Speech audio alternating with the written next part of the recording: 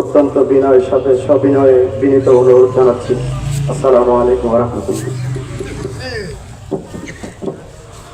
আসসালামু আলাইকুম ওয়া রাহমাতুল্লাহি ওয়া বারাকাতুহু।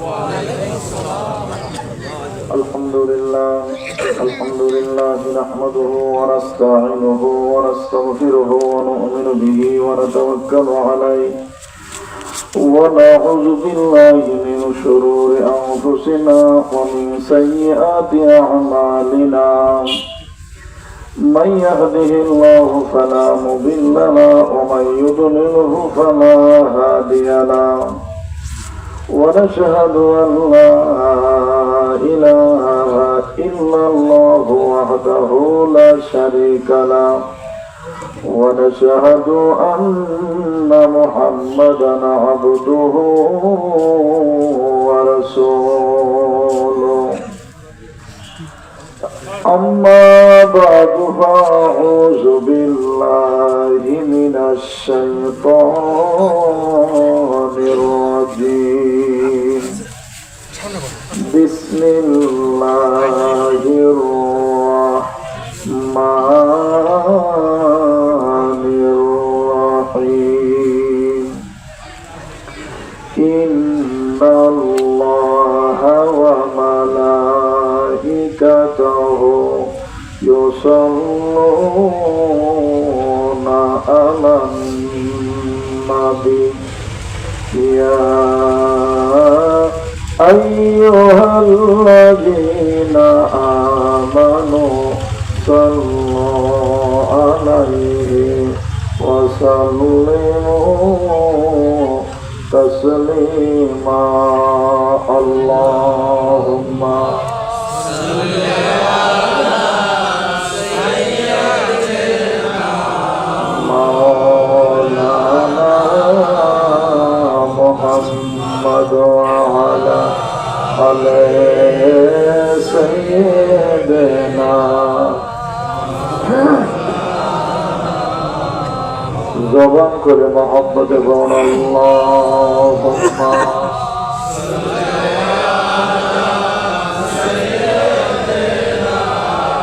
মাওলানা মুহাম্মদ ওয়া আলা আলি সাইয়্যিদিনা হাসানে খুদা खुदा ना बसंद खसा में खुदा खुदा ना बसन वलेकिन जे खुदा अजुदा ना बसंद. अल्लाहुम्मा सल्ली अला मौलाना मुहम्मद वाला आले सय्यदना.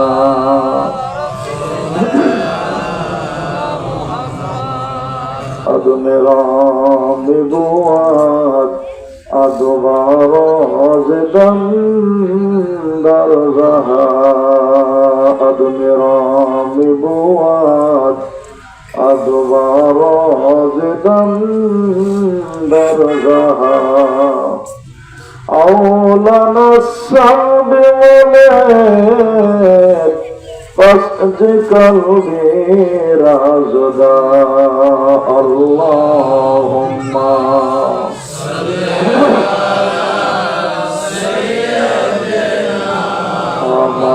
मौलाना मुहम्मद वाला आले सय्यिदना. मुल्क ज़ाहिर बिदानात अज़वलते सलबी बुआद. मुल्क ज़ाहिर बिदानात अज़वलते सलबी बुआद. মুলকে বাতেন দিদানাত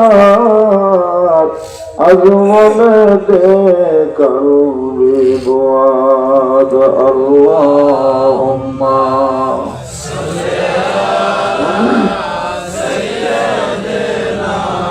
মাওলানা মুহাম্মদ ওয়া আলা আলি সাইয়্যিদিনা হায়া আইয়ুহাল হাযিরুনা রাহমাকুমুল্লাহ। আয়োজিত মাহফিলের সম্মানিত উলামায়ে কেরামগণ, সমাবিষ্ট পিতৃ সমতুল্য চুলদারি বাঁকা মুরব্বিয়ান একরাম, যুবক ভাই ও বাবাজিরা, পর্দার অন্তর বলা সরল আমার মা বোনেরা, সর্বপ্রথম সে মহান রব্বুল আলামিনের দরবারে শুকরিয়া আদায় করি যে আল্লাহ পাক অত্যন্ত দয়া করে রহমত করে আমাকে আপনাকে যাচাই বাছাই করে যাদেরকে পছন্দ করেছেন তাদেরকে মাহফিলে বসবার তৌফিক করে দিয়েছেন। সে আল্লাহ পাকের শুকরিয়া আদায় করে বলি আলহামদুলিল্লাহ। শতকোটি দরুদ ও সালাম মানবতার মুক্তির দূত যে নবীকে সৃষ্টি না করলে আল্লাহ পাক তার রুবুবিয়তকে প্রকাশ করতেন না, সে নবীর প্রতি দরুদ ও সালাম সকলে করি সাল্লাল্লাহু আলাইহি ওয়াসাল্লাম। বাদ মাগরিব থেকে এতক্ষণ পর্যন্ত ওলামাদের মুখ থেকে জ্ঞান গর্ব আলোচনা শুনেছেন। আমি গুনাহগার আপনাদের সম্মুখে বসেছি। ওদের মাহফিল দীর্ঘরাত্রি চলে না, এদের সময় আলোচনা হয়, মাহফিল চলে শেষ হয়ে যাবে। আলোচনা যতটুকু হয় দিলের কান্দে আমলের নিতে বোঝাও শোনার জন্য চেষ্টা করি। আল্লাহ পাক আমাদের সকলকে যেন তৌফিক দান করেন। আলোচনাগুলো ভালোভাবে শোনা দরকার, শুনতে ভুল হলে বুঝতে ভুল হবে, কি বলেন? তাই হবে না? যাই হোক, এই জন্য ভালো করে আপনি শোনেন, ভালো লাগলে আপনি মানেন, না লাগলে না মানেন।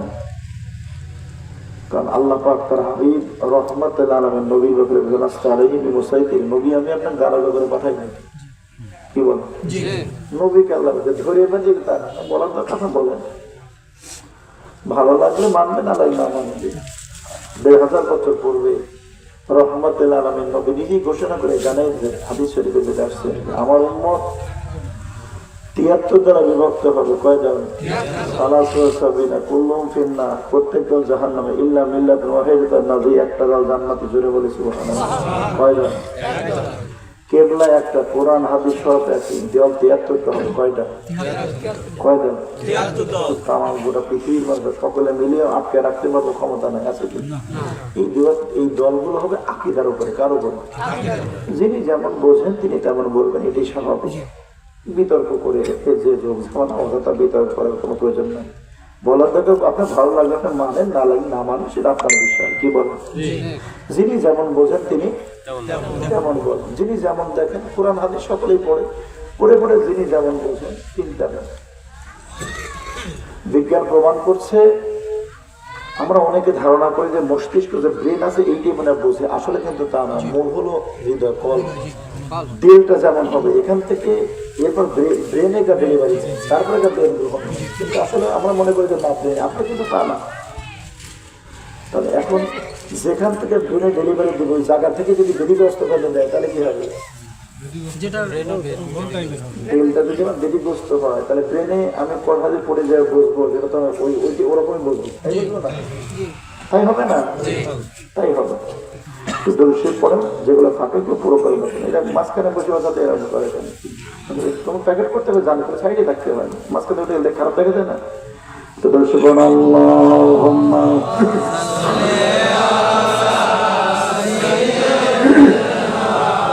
মাওলানা মুহাম্মদ ওয়া আলা আলি সাইয়্যিদিনা, আমার দয়াল নবী যেই দেশে ঘুমায়, আমার নূরের রাসূল যেই দেশে ঘুমায়, ওরে প্রেম যদি করবি রে মন তোরা, প্রেম যদি শিখবি রে মন, ও সব ছেড়ে চল মদিনায়, আমার জিন্দা নবী যেই দেশে ঘুমায়, আমার নূরের রাসূল যেই দেশে ঘুমায়। আল্লাহুম্মা সাল্লি আলা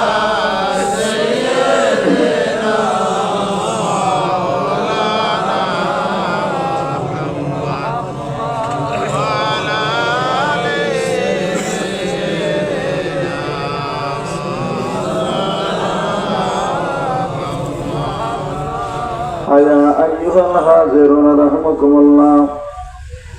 সোনার মানিকের আব্বাজান ভাই জানেন, গভীর মনোযোগ ভালো করে বোঝার জন্য চেষ্টা করুন। নবীজি সম্পর্কে আলোচনা চলতেছিল, কি বলো? আমার আল্লাহ তাম গোটা পৃথিবীতে যত পয়গম্বর পাঠায় দিয়েছেন, এই পয়গম্বরদের বিভিন্ন সময় উম্মতের উপরে গজব আসছে, আলোচনা চলতেছিল, কি বলো? আসে নাই? প্রত্যেকটা কওমের গজবের পূর্বে আমার আল্লাহ রাব্বুল আলামিন পয়গম্বরকে বলছেন তাকে সরাই দিয়েছে। তাই আলোচনা হলো না? কি বলেন? সরাই দিয়েছে। কারণ শর্ত হলো পয়গম্বর জাতির সামনে থাকবে, আমার মাবুদ তাদেরকে গজব দিয়ে ধ্বংস করে দিয়ে দিবে, এটা আইন না। কারণ পয়গম্বরের সামনে যদি গজব দেওয়া হয়, পয়গম্বর বড় কষ্ট পাবে। কিভাবে? এই জন্য আমার আল্লাহ রাব্বুল আলামিন প্রত্যেকটা পয়গম্বর থেকে আগে সরাই দিয়ে দিয়েছেন। কি করছে? আগে সরাই দিয়েছে, তারপরে তাদের উপরে গজব দিয়েছে, বিভিন্ন জাতিদেরকে ধ্বংস করে দেওয়া হয়েছে। এর সোনার মানিকের আব্বাজান ভাই জানেরা, আমি আপনি আমার একটা পয়গম্বর উম্মত, যে পয়গম্বরকে সরাই দেওয়া সম্ভব নয়। এই জন্য কিয়ামত পর্যন্ত এই উম্মতের উপরে কোনোদিনও ওই রকম গজব আসবে না, জীবনের মতো ধ্বংস করে দিয়ে দিবে, এরকম কোনো গজব এই উম্মতের উপরে আসবে না। বলে কারণটা কি? বলে ওরকম গজব আসতে গেলে পয়গম্বরকে সরাই দিতে হবে। কিন্তু আমার মাবুদ পয়গম্বর ব্যাপারে বলছেন, ওমা আরসালনাকা ইল্লা রাহমাতাল লিল আলামিন। রব্বুল আলামিন যেখানে আছে, রহমাতুল লিল আলামিনও সেখানে আছে। জোরে বলি মারহাবা। এ সোনার মানিকের আব্বাজান ভাই জানেরা, নূহ আলাইহিস সালামকে সামলানো সম্ভব, এই জন্য কওমের উপরে গজব দেওয়া সম্ভব হয়েছে। সালেহ আলাইহিস সালামকে আপনার সামলানো সম্ভব, এই জন্য জাতির উপরে গজব দেওয়া সম্ভব হয়েছে। এমনি ভাবে বিভিন্ন পয়গম্বর আছে, এই সমস্ত পয়গম্বর থেকে সামলানো সম্ভব, এই জন্য কওমের উপরে গজব দেওয়া সম্ভব হয়েছে। সোনার মানিকের আব্বাজান ভাই জানেরা, আখিরি জামানে আমার আল্লাহ রাব্বুল আলামিন যে পয়গম্বর পাঠিয়ে দিয়েছে, এমন একজন পয়গম্বর, এই পয়গম্বরকে কোথাও সামলানো সম্ভব না। এমন কোন জায়গা নাই যে জায়গাতে এই রহমাতুল লিল আলামিন নবীকে সামলাই দিয়ে দিলে সম্ভব নয়। যেহেতু পয়গম্বরকে সামলানো সম্ভব নয়, এই জন্য জাতির উপরে ওই রকম গজব আসা কোনোদিনও সম্ভব না। কেমন রহমত আমার নবী, ভালো করে বোঝার জন্য চেষ্টা করুন। নবী মক্কা থেকে মদিনায় চলে গেল, মদিনাতুল মুনাওয়ারায় যাওয়ার পরে যুদ্ধ শুরু হয়ে গেল। প্রথম নম্বর যুদ্ধ বদরের ময়দানে, দ্বিতীয় নম্বর যুদ্ধ উহুদের ময়দানে। কারণ শোষণের পরাজয় বরণ করে মক্কার মানুষেরা একজন দুইজন বড় বড় লিডার 24 জনকে হত্যা করা হয়েছে। কয়জন? 24 জন। সবচেয়ে বড় বড় লিডার নেতা যারা ছিল, এই নেতা লিডারদের 24 জনকে হত্যা করে একটা কূপের ভিতরে ফেলে দেওয়া হয়েছে। নবীর সাহাবী আবু হুরায়রা রাদিয়াল্লাহু তাআলা বলেন, যুদ্ধের ময়দানে যুদ্ধ শেষ হয়ে গেল, আমার নবী সেখানে অবস্থান করতেন 3 দিন পর্যন্ত যুদ্ধ বিজয় অর্জন করবার পরে। এরপরে বদরের ময়দানে নবী আছে, যুদ্ধের ময়দানে বদরের ময়দানে। এরপরে কূপের কাছে চলে গেল, যে কূপের ভিতরে আবু জেহেল, বড় বড় লিডার যারা সময় এমনি খাল, এরকম বড় বড় নেতা, মক্কার 24 জন নেতা। যুদ্ধ শুরু হওয়ার পূর্বে রহমতুল আলামিন নবী এমন একজন পয়গম্বর বলছিল, এরে বানা সাহাবীরা, তোমরা শোনো, আবু জেহেল সেখানে পড়ে থাকবে, ও আপনি খালফেলা সেখানে থাকবে। এমনি ভাবে লিডারদের নাম একের পর এক নবী ঘোষণা করে দিয়ে দিল। যুদ্ধ তখন শেষে হয়ে গেল। নবীর সাহাবীরা বলেন, রহমতুল লিল আলামিন নবী উম্মতের পাগল ভরা নবী, যার ব্যাপারে যে জায়গায় পৌঁছিল, যুদ্ধ শেষ হওয়ার পরে তাকায় দেখে তার লাশ ওই জায়গায় পড়ে আছে। সাহাবী আবু হুরায়রা রাদিয়াল্লাহু তাআলা আনহু বলেন, নবীজি কূপের পাশে চলে গেল, জোরে জোরে ডাকা শুরু করলো, আবু জাহেল, আবু জাহেল, আবু জাহেল, এরকম করে ডাকা শুরু করলো। সাহাবী আবু হুরায়রা রাদিয়াল্লাহু তাআলা আনহু বলেন, ইয়া রাসূলুল্লাহ, হুজুর আপনি কোনো সমস্যা হলো কিনা? ওদের তো হত্যা করা হয়েছে, কূপের ভিতরে ফেলে দিয়েছে, এমনি করে করে ডাকেন, কারণটা কি? রহমাতুল লিল আলামিন নবী বানিয়েছে, আবু হুরায়রা তুমি শোনো, আমি যে ডাক দিয়েছি তুমি যেমন শুনতে পারলে, এর চাইতে বেশি করে আবু জেহেল শুনতে পাচ্ছে, কিন্তু তুমি যেমন কথা বলতে পারছো, আবু জেহেল তা বলতে পারতেছে না। এইটা জিজ্ঞাসা করার জন্য নবী আসছে যে কে হক আর কে বাতিল প্রমাণটা পেয়েছে কিনা। কেন আবু জাহেল ময়দানে যখন আসে, এই ময়দানে একবার পর আসবার কালেও আল্লাহ তাআলার দরবারে আপনার ফরিয়াদ করেছিল যে হক এবং বাতিলের যেটা আপনার বিজয় হবে, এরকম চিন্তা ভাবনা চিন্তা ফিকির করে নিয়ে চলে আসছিল। আমার নবী ডাক দিয়ে আবু জাহেলকে ওই কথাটা স্মরণ করে দেওয়ার জন্য বলছে, সোনার মানিকেরা, প্রধান ভাই জানেরা, এই যুদ্ধে পরাজয় বরণ করবার পরে মক্কায় তারা ফিরে চলে যায়। অনেক শক্তি অর্জন করে তারা পরবর্তী বছরে চলে আসলো উহুদের ময়দানে যুদ্ধের জন্য। যে উহুদের ময়দানে একজন দুইজন নয়, নবীর ৭০ জন সাহাবী শাহাদাত বরণ করে। সাইয়্যিদুশ শুহাদা হযরত আমির হামজা রাদিয়াল্লাহু তাআলার মতো সাহাবী, যিনি আমার নবীর চাচা। এর সোনার মানিকের বাজার ভাই জানেরা, কিতাব প্রমাণ করছে কোন চাচা আমির হামজা। নবীজির আপনার এই চাচা আমির হামজা রাদিয়াল্লাহু তাআলা উহুদের ময়দানে শহীদ হয়। উহুদের ময়দানে চাচা যাবেন, যুদ্ধের মধ্যে নবীর সংবাদ চলে আসলো। মক্কা থেকে তারা অনেক আপনার শক্তি সামর্থ্য নিয়ে তারা আসছে। জীবনের মতো মদিনাতুল মুনাওয়ারাকে তারা ধ্বংস করে দিয়ে দিবে। রহমাতুল লিল আলামিন নবী ঘোষণা দিয়ে দেয়, চাচা আপনার আমির হামজা রাদিয়াল্লাহু তাআলা বলেন, ইয়া রাসূলুল্লাহ সাল্লাল্লাহু আলাইহি ওয়াসাল্লাম, আমি যুদ্ধের ময়দানে যেতে চাই না। আমার নবী বলেন, না চাচা, আপনার মতো বীর যোদ্ধা যদি ময়দানে না যায়, বলা যায় না ইসলামের অবস্থা কি হবে। কারণ মক্কা থেকে তারা তো অনেক শক্তি অর্জন করে এবার তারা আসছে বদরের প্রতিশোধ নেওয়ার জন্য, তারা উহুদের ময়দানে আসছে। সাহাবাজ নাই দেখি আমার নবী চলে গেল। নবী ঘোষণা করলেন, কোথায় আমার সাহাবী হামজালা? কেবল বিবাহ শাদী করছে, ওই দিন বিবাহ শাদী করে নিয়ে আসতে পারে। আমার হামজালা উহুদের ময়দানে তুমি যাও না, তুমি বাসটা তুমি পালন করো। নবী যে হামজালা রাদিয়াল্লাহু তাআলার ব্যাপারে নিষেধ করলেন। যুদ্ধের ময়দানে চলে গেল, যুদ্ধ শুরু হয়ে গেল। লম্বা চড় ঘটনা, তোমার কঠিন যুদ্ধ উহুদের ময়দানে। আমার নবী একজন দুইজন নয়, নবী যাদেরকে কলিজার সাথে বেশি ভালোবাসছে, নবীর সাহাবীদেরকে নিজের কলিজার সাথে আমার নবী বেশি ভালোবাসে সাহাবাজদেরকে। নবীর সম্মুখে সাহাবীরা শাহাদাত বরণ করতে একজন দুইজন ৭০ জন। হযরত আমির হামজা রাদিয়াল্লাহু তাআলা কিছু সময় যুদ্ধ করবার পরে পিছন থেকে ফিরে চলে আসলেন। আমার নবীর সামনে এসে বলে, ইয়া রাসূলুল্লাহ, হুজুর, আমার নাকে আমি জান্নাতে ঘ্রাণ পাচ্ছি। রহমাতুল লিল আলামিন নবী উম্মতের পাগল ভরা নবী বলেন, চাচা, ওই যে মক্কা মুআজ্জামায় আপনি দাঁড় হয়েছিলেন, আমি বলছিলাম, চাচা, আপনি যদি ইসলাম গ্রহণ করেন আমি ভাতিজা খুশি হয়ে যাব। কিন্তু আপনি ইসলাম কবুল করলেন, আমার চোখে ঝরঝর করে পানি ঝরে গেল। মক্কা মুআজ্জামা জিজ্ঞাসা করেছেন, ইয়া রাসূলুল্লাহ, হুজুর, আপনারা বললেন যে আমি ইসলাম কবুল করলে আপনি খুশি হবেন, কিন্তু চোখের পানি ছেড়ে কাঁদলেন, কারণটা কি? চাচা, আমি আপনাকে বলছিলাম, চাচা গো, সময় যখন হয়ে যাবে আমি বলে দেব। ও চাচা, আমি আপনাকে আজকে বলে দিচ্ছি, ওই ময়দানে আপনি মক্কা মুআজ্জামে যখন ইসলাম কবুল করলেন, হযরত জিবরিল আমার কাছে হাজির হয়ে গেল। হযরত জিবরিল বললেন, ইয়া রাসূলুল্লাহ, হুজুর, আপনার যে চাচা এইমাত্র ইসলাম কবুল করলো, এই চাচা মদিনাতুল মুনাওয়ারায় উহুদের ময়দানে যুদ্ধের ময়দানে যুদ্ধে শাহাদাত বরণ করবে। এই সংবাদ কেন শোনার কারণে চোখ যেমন ঝরঝর করে পানি ঝরে যায়। চাচা গো, উহুদের ময়দান থেকে মদিনাতুল মুনাওয়ারায় আপনাকে নিয়ে যাওয়া মনে হয় সম্ভব হবে না। এই উহুদের ময়দানে লম্বা চড়া ঘটনা, যুদ্ধের ময়দানে যুদ্ধ শুরু হয়ে গেল।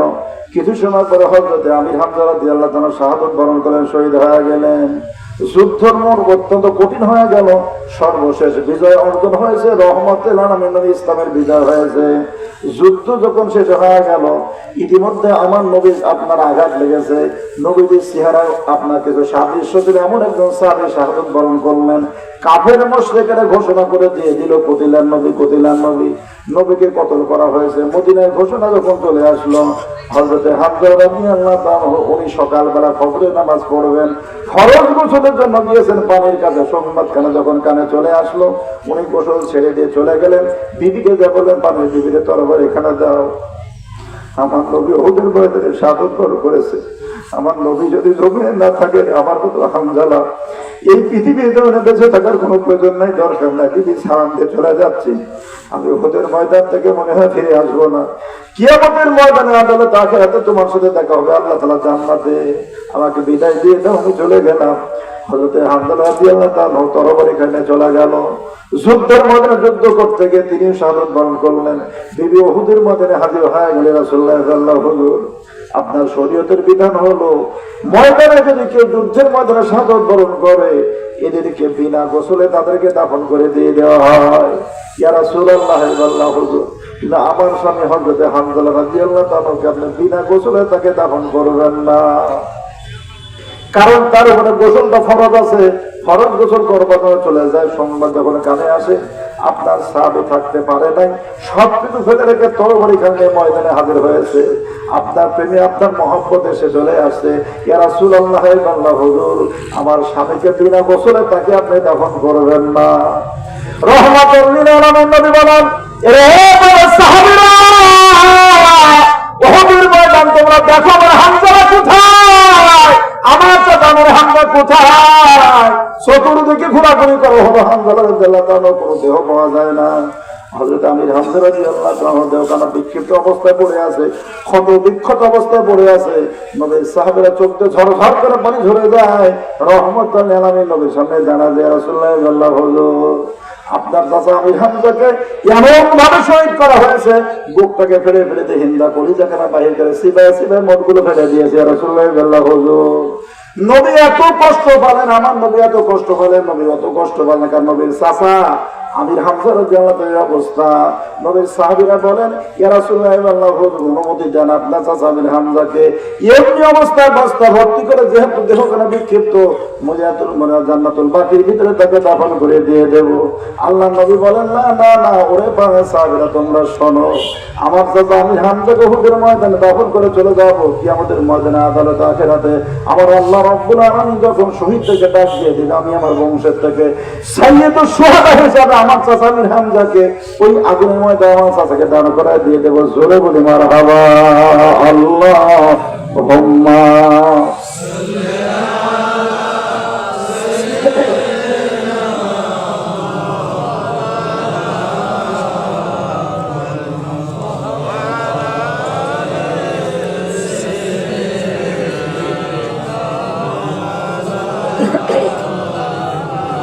আল্লাহুম্মা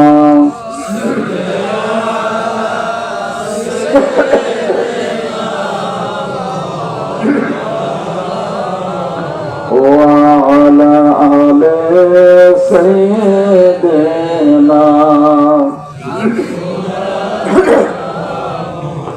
উড়ে যায় রে ময়না পাখি, আমার খবর ডাকি। উড়ে যায় রে ময়না পাখি, আমার খবর ডাকি। ওরে অধম রে কইরা পাগল, রে অধম রে কইরা পাগল, অসুরে আছেন মদিনায়। তোমরা যদি যাও রে মদিনায়, সালাতু সালাম গো আমার, ও দরুদ সালাম গো আমার, ও কয়ো নবী মুস্তাফায়। তোমরা যদি যাও রে মদিনায়, আল্লাহুম্মা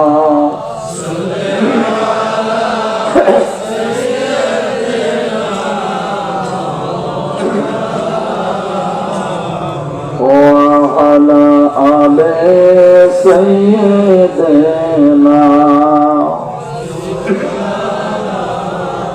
فيا أيها الحاضرون رحمكم الله। নবীর সাহাবীরা বলে রাসূলুল্লাহ সাল্লাল্লাহু আলাইহি ওয়াসাল্লাম, হামজা রাদিয়াল্লাহু তাআলা দেহ বড় কোনো পাওয়া যায় না। নবী বিচলিত হয়ে গেলেন, চিন্তিত, কারণ শহীদদের ভিতরে নাই, গাজীদের ভিতরেও নাই, যে কোনো এক জায়গায় তো থাকবে। কি বলো, তাই থাকবে না? হয় শহীদদের ভিতরে থাকবে, না হয় গাজীদের ভিতরে থাকবে।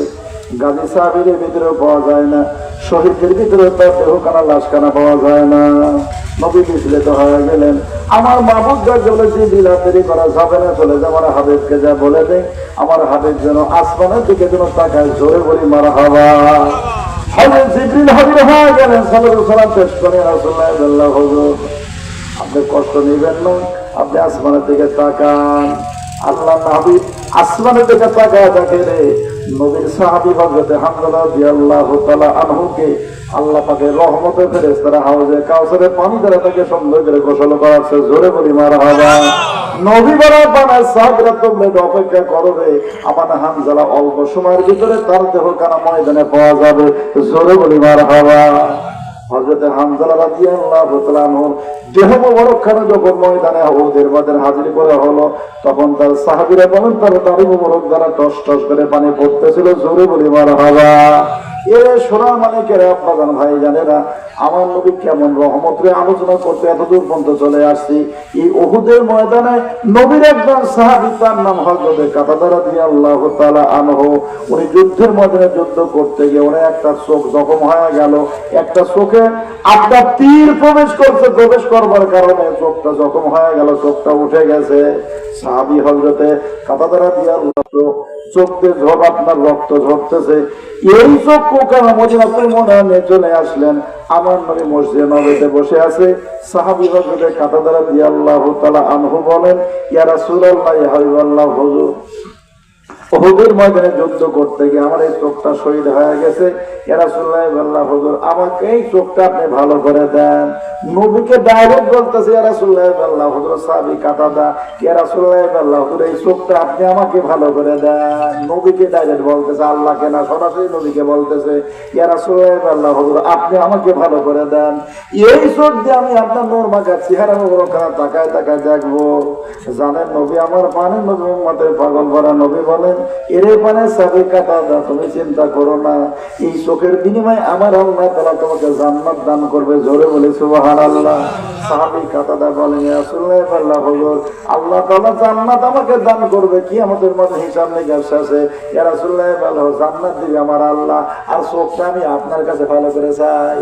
হুজুর আমাকে আপনার চোখ ভালো করে দেন, জান্নাত দিবে আমার আল্লাহ, কিন্তু আপনি তো রহমাতাল লিল আলামিন নবী, আমার আল্লাহ তাআলা আপনাকে তামাম কুল কায়নাতে রহমত করে পাঠাইছে। ইয়া রাসূলুল্লাহ বললেন, হুজুর এই চোখটা আপনি আমাকে ভালো করে দেন, আমি আপনার নূর মাখা চেহারা মোবারকখানা সুন্দর করে তাকায় দেখবো। উম্মত বিনয় করে সাহাবী বলতেছেন, আমার আল্লাহ রব্বুল আলামিন তার হাবিবের দিলে এত রহমত, এত দয়া, এত মায়া আমার আল্লাহ তাআলা দান করেছেন। রহমাতুল লিল আলামিন নবী বলেন, এ উম্মত নবী তোমরা শুনে রাখো, আমি নবুয়তের নজরে তাকায় দেখলাম আমার আল্লাহ তাআলা তামাম যত দয়া মায়া আছে মোটগুলোকে 100টা ভাগ করে 99 ভাগ আমার আল্লাহ তাআলা তার কুদরতের সিরায় ভিতরে নিয়ে নিলেন। আর যে একটা ভাগ বাকি আছে, এই একটা ভাগকে 100 ভাগ করে তার 99 ভাগ আমি রহমাতুল লিল আলামিন নবী আমাকে আমার আল্লাহ তাআলা দান করেছেন, জোরে বলি মারহাবা। এত দয়া, এত মায়া, রহমাতুল আলামিন নবী রহমতে জোয়ার বয়া গেল। আমার নবী বলেন, ও পানে সাহাবী কাতাদা, ওই যে চোখটা শহীদ হয়ে গেছে, ওই চোখটাকে তোমার আছে। সাহাবী কাতাদা বলেন, ইয়া রাসূলুল্লাহ, হুজুর আমি আমার জখম চোখটা রেখে দিয়েছি, তার কারণ হলো আমার দিলের বিশ্বাস, আমার মনের বিশ্বাস। আমি মদিনাতুল মুনাওয়ারায় মসজিদে নববীতে গিয়ে অনুনয় বিনয় করে আপনি নবীর দরবারে যখন আমি বলবো, আমার দিল বলতেছিল যে এই চোখটা আপনি চায় বসবেন। ইয়া রাসূলুল্লাহ, হুজুর এই না আমার জখম চোখটা এই যে আমি সুন্দর করে রেখে দিয়েছি। ইয়া রাসূলুল্লাহ, হুজুর আমার এই চোখটা আপনি ভালো করে দেন। রহমতের নবী, আমার উম্মতের পাগল ভরা নবী সুন্দর করে এই চক্ষুখানা নিলেন এবং দুইটা আঙ্গুল দিয়ে চোখটা ধরে ফেললেন। আমার নবীর মুখের লালা মোবারকখানা সুন্দর করে ওইখানে লাগাই দিয়ে দিল, চোখের সাথে লাগাই দেওয়ার পরে চোখটা যখন বসায় দিয়ে দিল, সাহাবী কাতাদা রাদিয়াল্লাহু তাআলা চোখের ভিতরে ওই জখম চোখটা লাগাই দিয়ে দিল। আল্লাহ নবী বলল, ও পানে সাহাবী কাতাদা, আমি যে জখম চোখটা লাগাই দিয়ে দিলাম রে, তুমি তাকায় দেখো এই চোখের দ্বারা কিছু দেখা যায় কিনা। সাহাবী হযরত কাতাদা রাদিয়াল্লাহু তাআলা আনহু বলেন, ইয়া রাসূলুল্লাহ হাবিবাল্লাহ, হুজুর আমি সুন্দর করে এই চোখে তো দেখতে পাচ্ছি। রহমাতুল লিল আলামিন নবী বলেন, না পানে সাহাবী কাতাদা, তুমি দেখতে পাচ্ছ, ঠিক আছে, একটু পরীক্ষা করা দরকার। আমি নবীজের চোখটা ভালো করে দিয়ে দিলাম, আর আমার আল্লাহ তাআলা দেওয়া যে চোখটা আছে ভালো চোখ, ওই চোখের পাওয়ার কত আর এই চোখের পাওয়ার কত একটু পরীক্ষা করা দরকার। কি করো দরকার না? নবী ঔষধ কি ব্যবহার করলেন? এই যে মুখের লালা মুবারক তুমি লাগাই দিয়ে দিলেন, এই লালা মুবারকের কত বড় পাওয়ার, কত বড় ক্ষমতা। খাজা আব্দুল মুত্তালিব বলেন, ওনার দাদা, নবীর দাদা কে? নবীজির দাদা খাজা আব্দুল মুত্তালিব। উনি এত বড় সম্মানী মানুষ ছিল খাজা আব্দুল মুত্তালিব। খানায় কাবার চত্বরে বসতো। মক্কার যত বড় লিডার, যত বড় নেতা হোক না কেন, ওই জায়গায় বসবে এমন সাহস মক্কার কারো ছিল না। এই দাদা খাজা আব্দুল মুত্তালিব বলেন, আমার নাতিকে তায়েফ থেকে যখন রেখে চলে গেল, এই মক্কা মুআজ্জামার বেটা নাই, বেটা বিদায় হয়ে চলে গেছে, এবং আমার বৌমা বিদায় হয়ে চলে গেছে, ওনার আব্বা বিদায় হয়ে চলে গেছে, মা বিদায় হয়ে চলে গেছে। নবী এতিম, নবী এতিম, নবী কি? নবী এতিম, দাদা দেখাশোনা করে। কে দেখাশোনা? এই দাদা যখন বিদায় হয়ে চলে গেল, চাচা আবু তালেব একদিন দুই দিনে গোটা 42 বছর দেখভাল করেছে। কত বছর? এরা সোনার মানিকেরা, আপনাদের ভাই জানেরা, এখনকার যুগে ফাঁকি ঝুঁকি দেখার মতো দেখা সাক্ষাৎ করে নাই রে, এমন ভাবে দেখা করেছেন। আমার নবী বলেন, ও উম্মত বেটা বেড়ে তোমরা শোনো, আমার চাচা খাজা আবু তালেব আমাকে কেমন ভাবে দেখভাল করেছেন। আমার দাদা খাজা আব্দুল মুত্তালিব যে বলে গিয়েছিল, কয়েকটা ওসিয়ত করেছিল আমার দাদা খাজা আব্দুল মুত্তালিব, আমাকে সামনে ডাকতে, এবার আমার চাচা আবু তালেবকে ডাকলে, এ বেটা আবু তালেব, আমার নাতি রেখে যাবো, এতিমকে রেখে যাবো, আমার যে 10টা বেটা আছে রে, এই 10টা বেটার ভিতরে আমি পরীক্ষা নিরীক্ষা করে আমি দেখতে পেলাম, বেটা আমার এতিমকে দেখার মতো তুমি ছাড়া আমার একটা বেটাও নাই। খাজা আবু তালেব বলেন, আব্বা এতগুলো আপনার বেটা থাকতে আমার উপরে দায়িত্ব দিয়ে দিবেন, দেখেন অন্য কোনো বেটার উপরে দায়িত্ব দেওয়া যায় কিনা। খাজা আব্দুল মুত্তালিব বলেন, না না না বেটা, আমি এই ব্যাপারে আমি পরীক্ষা নিরীক্ষা করে আমি দেখছি, তুমি ছাড়া আমার এতিমকে দেখার মতো আর কেউ নাই, কেউ নাই। রহমতুল্লাহ লিল আলামিন নবী বলেন, আমার দাদা খাজা আব্দুল মুত্তালিব ডাকতে বলেন, এই বেটা আবু তালেব রে, আমার এতিমকে রেখে চলে যাচ্ছি, তবে তোমার কাছে আমার কয়েকটা ওসিয়ত, কয়েকটা আবদার। খাজা আবু তালেব বলেন, আব্বা আপনার যতগুলো ওসিয়ত আছে আজকে আপনি করেন, সমস্যা নাই, কোনো কথা নাই।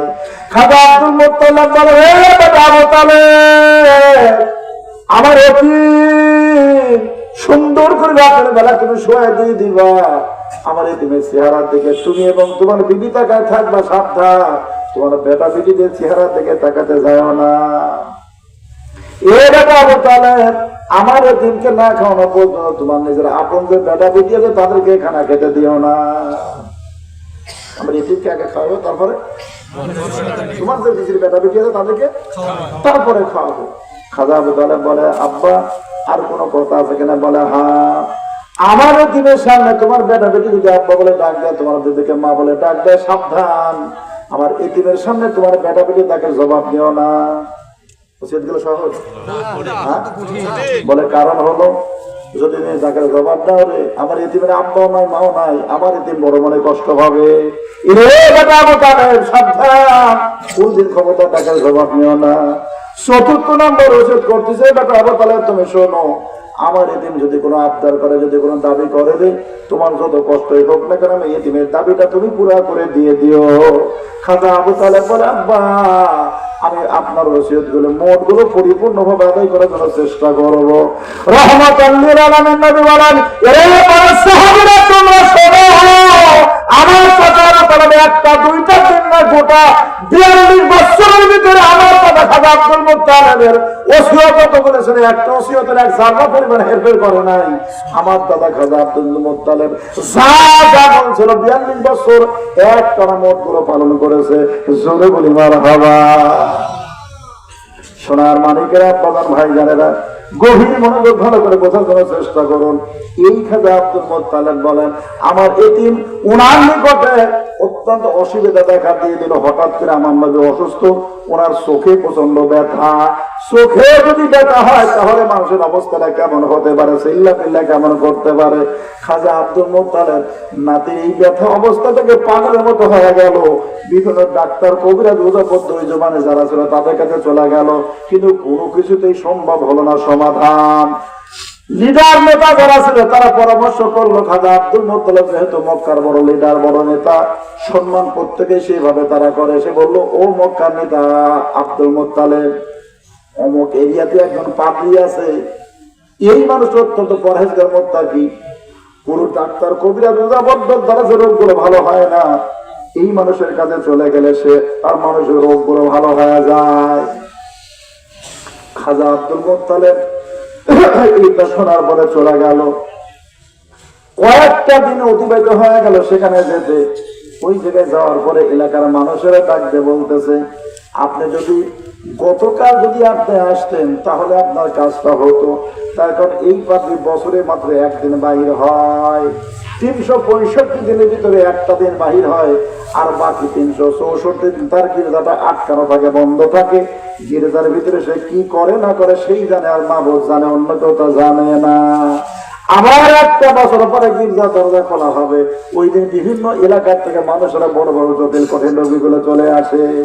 খাজা আব্দুল মুত্তালিবের তাহলে মনে কত কষ্ট হতে পারে, কি বলো? এত কষ্ট করে চলে গেল, অথচ সম্ভব হলো না। খাজা আব্দুল মুত্তালিব মনের দুঃখে আমার নবী শিশু নবীকে নিয়ে রওনা দিয়ে দেয়।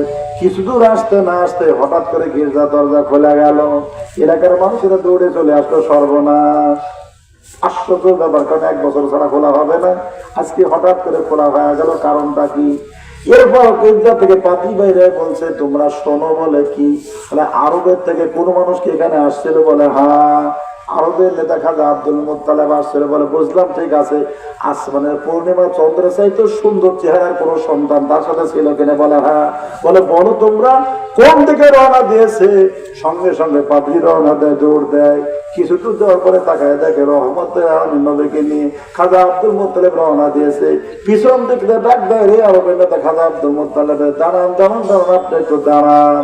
খাজা আব্দুল মুত্তালিব পিছন ফিরে তাকায় দেখে পাদ্রী দৌড়ায়। আমার নবীকে নিয়ে দাঁড়ায় গেল। পাদ্রী দৌড়ে গিয়ে বলছে, আরবের নেতা খাজা আব্দুল মুত্তালিব গো, আপনি আমার নিকটে কেন আসছিলেন? বলে এই জবাবটা আমি পরে দিই, তবে তার পূর্বে আপনার কাছে জিজ্ঞাসা, 1টা বছর ছাড়া আপনার দরজা কেন খুলে দেন না? আজকে কেন দরজা খুললেন? 1টা বছর তো সময় হয়নি, কেবল মাত্র 1 দিন। খাজা আব্দুল মুত্তালিবকে ডাকতে বলে, আরবের নেতা খাজা আব্দুল মুত্তালিব রে, অন্য কোনো কারণে দরজা খুলে নাই, আপনার সাথে আপনার যে নাতি আছে, এই নাতির কারণে আমার দরজাটা আজকে খুলে দিয়েছি। জোরে বলি মারহাবা। এরে আরবের নেতা খাজা আব্দুল মুত্তালিব গো, আপনার নাতি হতে পারে, কিন্তু আপনার নাতি সম্পর্কে আপনার কোনো ধারণা নাই। খাজা আব্দুল মুত্তালিব বলে, আমি আমার নাতিকে নিয়ে আসছি আপনার কাছে, আমার নাতি চোখে বড় কথা। গির্জার পাদ্রী হেসে দিয়ে মুস্কি হেসে দিয়ে বলছে, আরবের নেতা খাজা আব্দুল মুত্তালিব রে, আপনি ডাক্তারকে রোগীর কাছে হাজির করে দিয়েছে। তার কাছে খাজা আব্দুল মুত্তালিব বলে, ভাই পাদ্রী কথা বুঝতে পারলাম না। বলে কেন? আপনি ডাক্তারকে রোগীর কাছে হাজির করছেন, তাও বোঝেন না? আপনি বলেন না।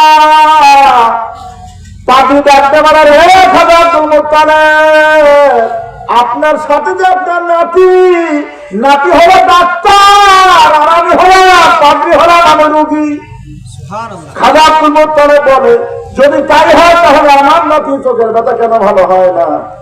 পাদ্রী ডাকতে বলে, নেতা খাজা আব্দুল মুত্তালিব রে, আপনার আসলে জানা নাই, নাতি হতে পারে আপনার, কিন্তু নাতি সম্পর্কে আপনার কোনো ধারণা নাই। তাম গোটা পৃথিবীতে যত রোগ ব্যাধি আছে, সমস্ত রোগের মহা ঔষধ তার ভিতরে, মুখের ভিতরে রয়ে গেছে। জোরে বলি মারহাবা। খাজা আব্দুল মুত্তালিব বলে, সেটা কেমন? বলে মুখের ভিতরে, আপনার নাতির মুখের ভিতরে যে লালা মোবারক আছে, এই লালার এত বড় পাওয়ার, তামাম গোটা পৃথিবীতে যত রোগ ব্যাধি আছে, সমস্ত রোগ ব্যাধির মহা ঔষধ হলো এই লালা। আপনি এখন লালা খানা চোখে না গায়ে দেন, সেকেন্ডের ভিতরে আপনার নাতির চোখের ব্যথাটা এখনই ভালো হয়ে যাবে। জোরে বলি মারহাবা। আল্লাহুম্মা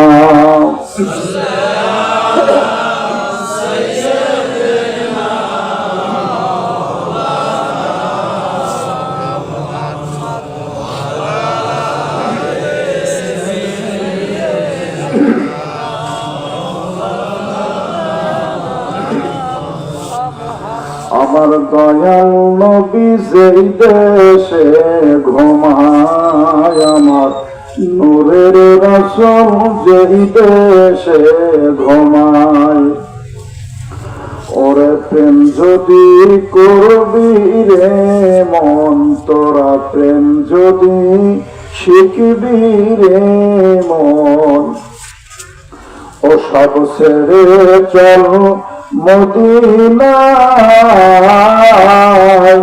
আমার জিন্দা নবী যেই দেশে ঘুমায়, আমার নূরের রাসূল যেই দেশে ঘুমায়। আল্লাহুম্মা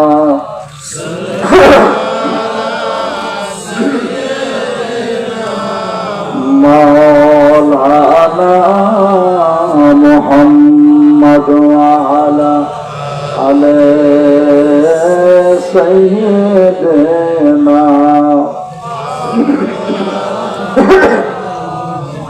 হায়া আইয়ুহাল হাজিরুনা রাহমাকুমুল্লাহ। খাজা আব্দুল মুত্তালিব বলে, আমি কি করব নবীর উম্মতরা, তোমরা শোনো।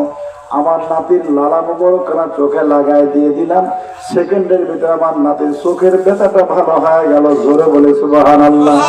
সাহাবী কাতাদা রাদিয়াল্লাহু তাআলা আনহু বলেন, আমার এই চোখের সাথে নবীর মুখের ভিতর থেকে ওই লালা মুবারক লাগাই দিয়ে দিল।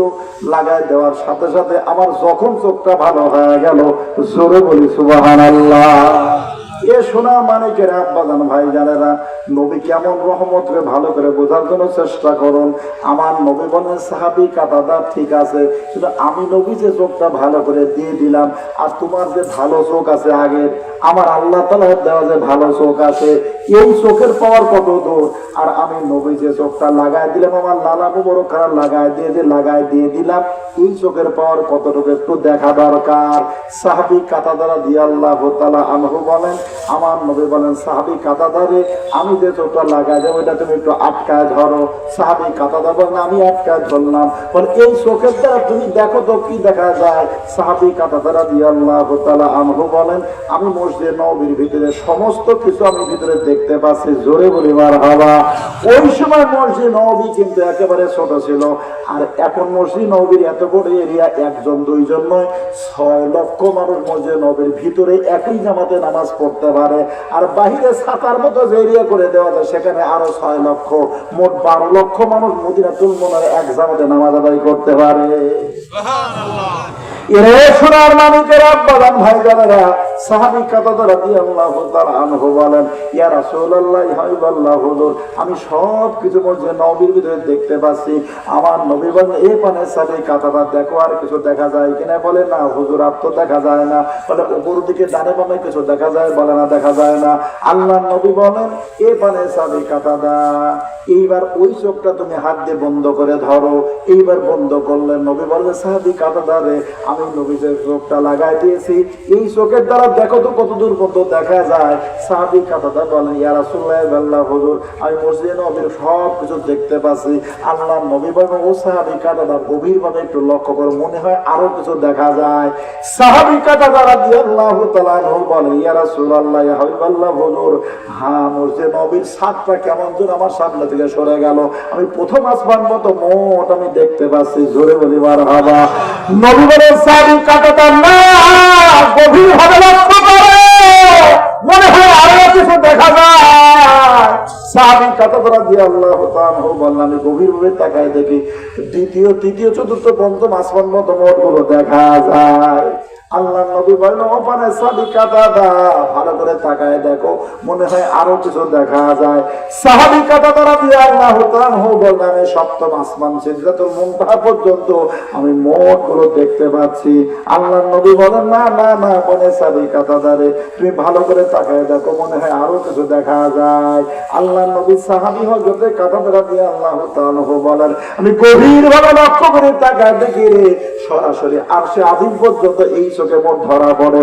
জোরে বলি মারহাবা। আল্লাহর নবী বলেন, ও পারে সাহাবী কাতাদা, এবার নিচের দিকে দেখো তো কিছু দেখা যায় কিনা।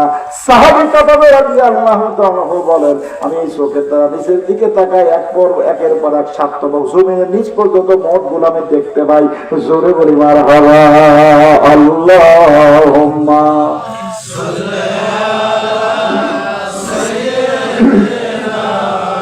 মাওলানা মুহাম্মদ ওয়া আলা আলি সাইয়্যিদিনা।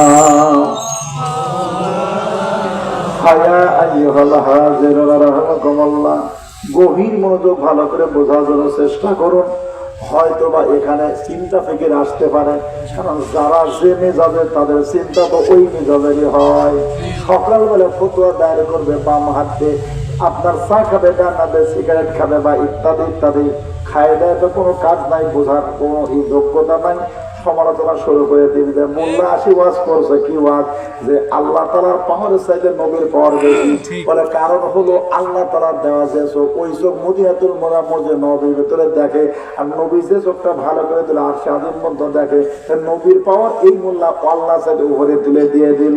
জোরে বলে নাউজুবিল্লাহ। না বোঝার কারণে কিন্তু এরা সমালোচনা করবে। গভীর মনোযোগ ব্যাখ্যাটা ভালো করে বোঝার জন্য চেষ্টা করুন। আমার মা বোঝালো সীমার থেকে বাহিরে, সীমার থেকে আমার রহমতুল লিল আলামিন নবী সীমার ভিতরে, সীমার ভিতরে, আমার আল্লাহ তাআলা হলেন সীমার বাহিরে। আপনি যে ফতোয়া দায়ের করলেন আল্লাহ তাআলার সাথে নবীকে উপরে উঠাই দিয়ে দিল। গভীর মনোযোগ ভালো করে বোঝেন। আমার এই মোবাইলটা কোথায় আছে? আরে কথা বলে তার উপরে আছে। মতকে যদি সরাই দিই তাহলে এবার কি বলবেন? তার মানে বোঝা গেল উপরে বোঝাতে গেলে একটা সীমা আগে নির্ধারণ করতে হয়, তাছাড়া বলা সম্ভব না। কারণ এটা মাইকের উপরে আছে, এইটা প্রমাণ করতে গেলে মাইকটা একটা সীমা নির্ধারণ করতে হবে। মতকে সরাই দিলে বলবে টেবিলের উপরে, টেবিলকে সীমা নির্ধারণ করতে হবে। এর শোনার মানে কেরা ভাই জানেরা, নবীকে আল্লাহর উপরে দিতে গেলে আমার মাবুদকে আগে একটা সীমার ভিতরে ফেলতে হবে, এরপরে নবীকে তার উপরে দিতে হবে। কতগুলো আপনার শুধু জ্বালা পোড়া করে এরা বলে তোমাদের পীরকে তো তোমরা আল্লাহ সাথে উপরে উঠায় দিয়ে দাও। ওই যে কথাটা বললো, তবু আল্লাহকে সীমা নির্ধারণ করে তার উপরে পীরে দিয়ে দিল, এই কথাটা বলাই যে কুফরি, মোল্লা তা কখনো চিন্তা করে না। এই কথাটা বলাটাই হলো কুফরি, বলাটাই কুফরি। এই কথা বলা মানে ওই মানুষটা আল্লাহ তাআলা সীমা নির্ধারণ করে ফেললো, কিন্তু আমার আল্লাহ রব্বুল আলামিন সীমার ভিতরে নয়, আমার আল্লাহ তাআলা সীমার বাহিরে। রহমাতুল লিল আলামিন নবীর যত গুণ কীর্তনে আমরা করি না কেন, আমার নবী সীমার ভিতরে, নবী সীমার বাহিরে নয়। কথা যেটা বুঝতে চান, গভীর মনোযোগ ভালো করে বোঝার জন্য চেষ্টা করুন। তাহলে বিষয়টা কি? বিষয় হলো অন্য কোনো কিছু নয়, দুইটা চোখের মালিকই আমার আল্লাহ তাআলা। কে? কিন্তু রহমাতুল লিল আলামিন নবীর রহমতের হাতে ছোঁয়া লাগবার কারণে আল্লাহ তাআলার দেওয়া চোখের গুণ কোটি কোটি গুণ বেড়ে গেছে। রহমাতুল লিল আলামিন নবীর হাতের যে ছোঁয়া, আমার নবীর মুখের লালা মুবারক, নবীকে রহমাতুল লিল আলামিন করে পাঠাইছে তো আমার আল্লাহ তাআলা পাঠাইছে। আল্লাহ তাআলার দেওয়া চোখের সাথে আমার নবীর রহমতের হাতটা স্পর্শ হওয়ার কারণে আল্লাহ তাআলার দেওয়া নিয়ামতের গুণ কোটি কোটি গুণ বেড়ে গেছে। বিষয়টা হলো এইটা। কথা কিছু বোঝা গেল? কথা কিছু বুঝতে চাই? সোনার মানিকেরা, আব্বাজান ভাই জানেরা, আলোচনা আমি প্রায় শেষের দিকে নিয়ে আসি। তাহলে আমার নবীর রহমত কেমন রহমত রে, এরকম একটা দুইটা নয়, অসংখ্য বিষয় রয়ে গেছে আমার আল্লাহ তাআলা। তামাম কুল কেন তো যত জগতের রহম আমার আল্লাহ তাআলা, অত জগতের রহমত হলো আমার নবী। নবী ছাড়া কোনো উপায় নেই, নবী ছাড়া কোনো গতি নাই। যে যত কথাই বলুক না কেন, নবীর মহব্বত, নবীর ভালোবাসা, নবীর প্রেম হলো আগে। বলবেন কেন? আল্লাহ তাআলা তো কোরআনে নবীর অনুসরণ করার কথা বলা হয়েছে। পৃথিবীর এমন কোন বাপের বেটার ক্ষমতা নাই, যদি কেউ কাউকে ভালো না বাসে, যদি কেউ কারোর সাথে প্রেম না করে, তাহলে সেটার অনুসরণ করতে পারে, এটা সম্পূর্ণ বানোয়াট কথা, অসম্ভব। নবীর অনুসরণ করতে গেলে প্রথম নাম্বার শর্ত হলো নবীর সাথে প্রেম করতে হবে, ভালোবাসা করতে হবে। নবীর সাথে ভালোবাসা যার যত বেশি, ওই মানুষটা আমার নবীর অনুসরণ সবচেয়ে বেশি করতে পারে। কত ভালোবাসতেন সিদ্দিক আকবর, আবু বকর সিদ্দিক রাদিয়াল্লাহু তাআলা আনহু বলেন, ইয়া রাসূলুল্লাহ সাল্লাল্লাহু আলাইহি ওয়াসাল্লাম, হুব্বা সালাসা ইলা ইয়া রাসূলুল্লাহ সাল্লাল্লাহু আলাইহি ওয়াসাল্লাম, আমার কাছে তিনটা জিনিস সবচেয়ে বেশি ভালো লাগে। আমার ভালোবাসার জিনিস হলো তিনটা। কয়টা? সবচেয়ে বেশি প্রিয় তিনটা জিনিস। ইয়া রাসূলুল্লাহ সাল্লাল্লাহু আলাইহি ওয়াসাল্লাম, তার প্রথম নাম্বার ইয়া রাসূলুল্লাহ সাল্লাল্লাহু আলাইহি ওয়াসাল্লাম। আমার সবচেয়ে বেশি ভালোবাসা, আমার যেন মনে হয় আমি সর্বসময় আপনার চেহারার দিকে তাকায়, তাকে পাগলের মতো তাকায় থাকি। সবচেয়ে যেটা আমার কাছে প্রিয়, এটা আমার কাছে প্রিয় ইয়া রাসূলুল্লাহ সাল্লাল্লাহু আলাইহি ওয়াসাল্লাম। দ্বিতীয় নাম্বার যেটা, সেটাকে দ্বিতীয় নাম্বারটা হলো ইয়া রাসূলুল্লাহ সাল্লাল্লাহু আলাইহি ওয়াসাল্লাম, আমি যতটুকু সময় আমি সর্বসময় জন্য যদি আমি আপনার পাশে বসে থাকি, কার কাছে? আমার সময়গুলো যেন আপনার কাছে আমি ব্যয় করে দিই, আমি আপনার পাশে বসে থাকি। ইয়া রাসূলুল্লাহ আল্লাহ হুজুর, তৃতীয় নাম্বার যেটা, সেটা হলো আমার যে সম্পদ আছে সব সম্পদগুলো আমি আপনার জন্য ব্যয় করে দিই। ইয়া রাসূলুল্লাহ আল্লাহ হুজুর, এই তিনটা সবথেকে আমার কাছে বেশি প্রিয়। সবচেয়ে কি এর থেকে প্রিয় আমার কাছে একটাও নাই, একটাও নাই। সোনার মানিকেরা, প্রধান ভাই জানেরা, পৃথিবীতেও আপনি যদি কারো অনুসরণ করতে চান, প্রথম নম্বর শর্ত হলো তাকে ভালোবাসতে হবে। যে যাকে ভালোবাসে সেই তো তার অনুসরণ করে। ভালোবাসা ছাড়া কোনোদিনও অনুসরণ করা যায় না। আন্দাজে আপনি একজন অনুসরণ করবেন, কোনোদিনও তা পারবেন না। আপনি কারো অনুসরণ করতে হলে প্রথম নম্বর শর্ত তাকে ভালোবাসতে হবে। কি করতে হবে?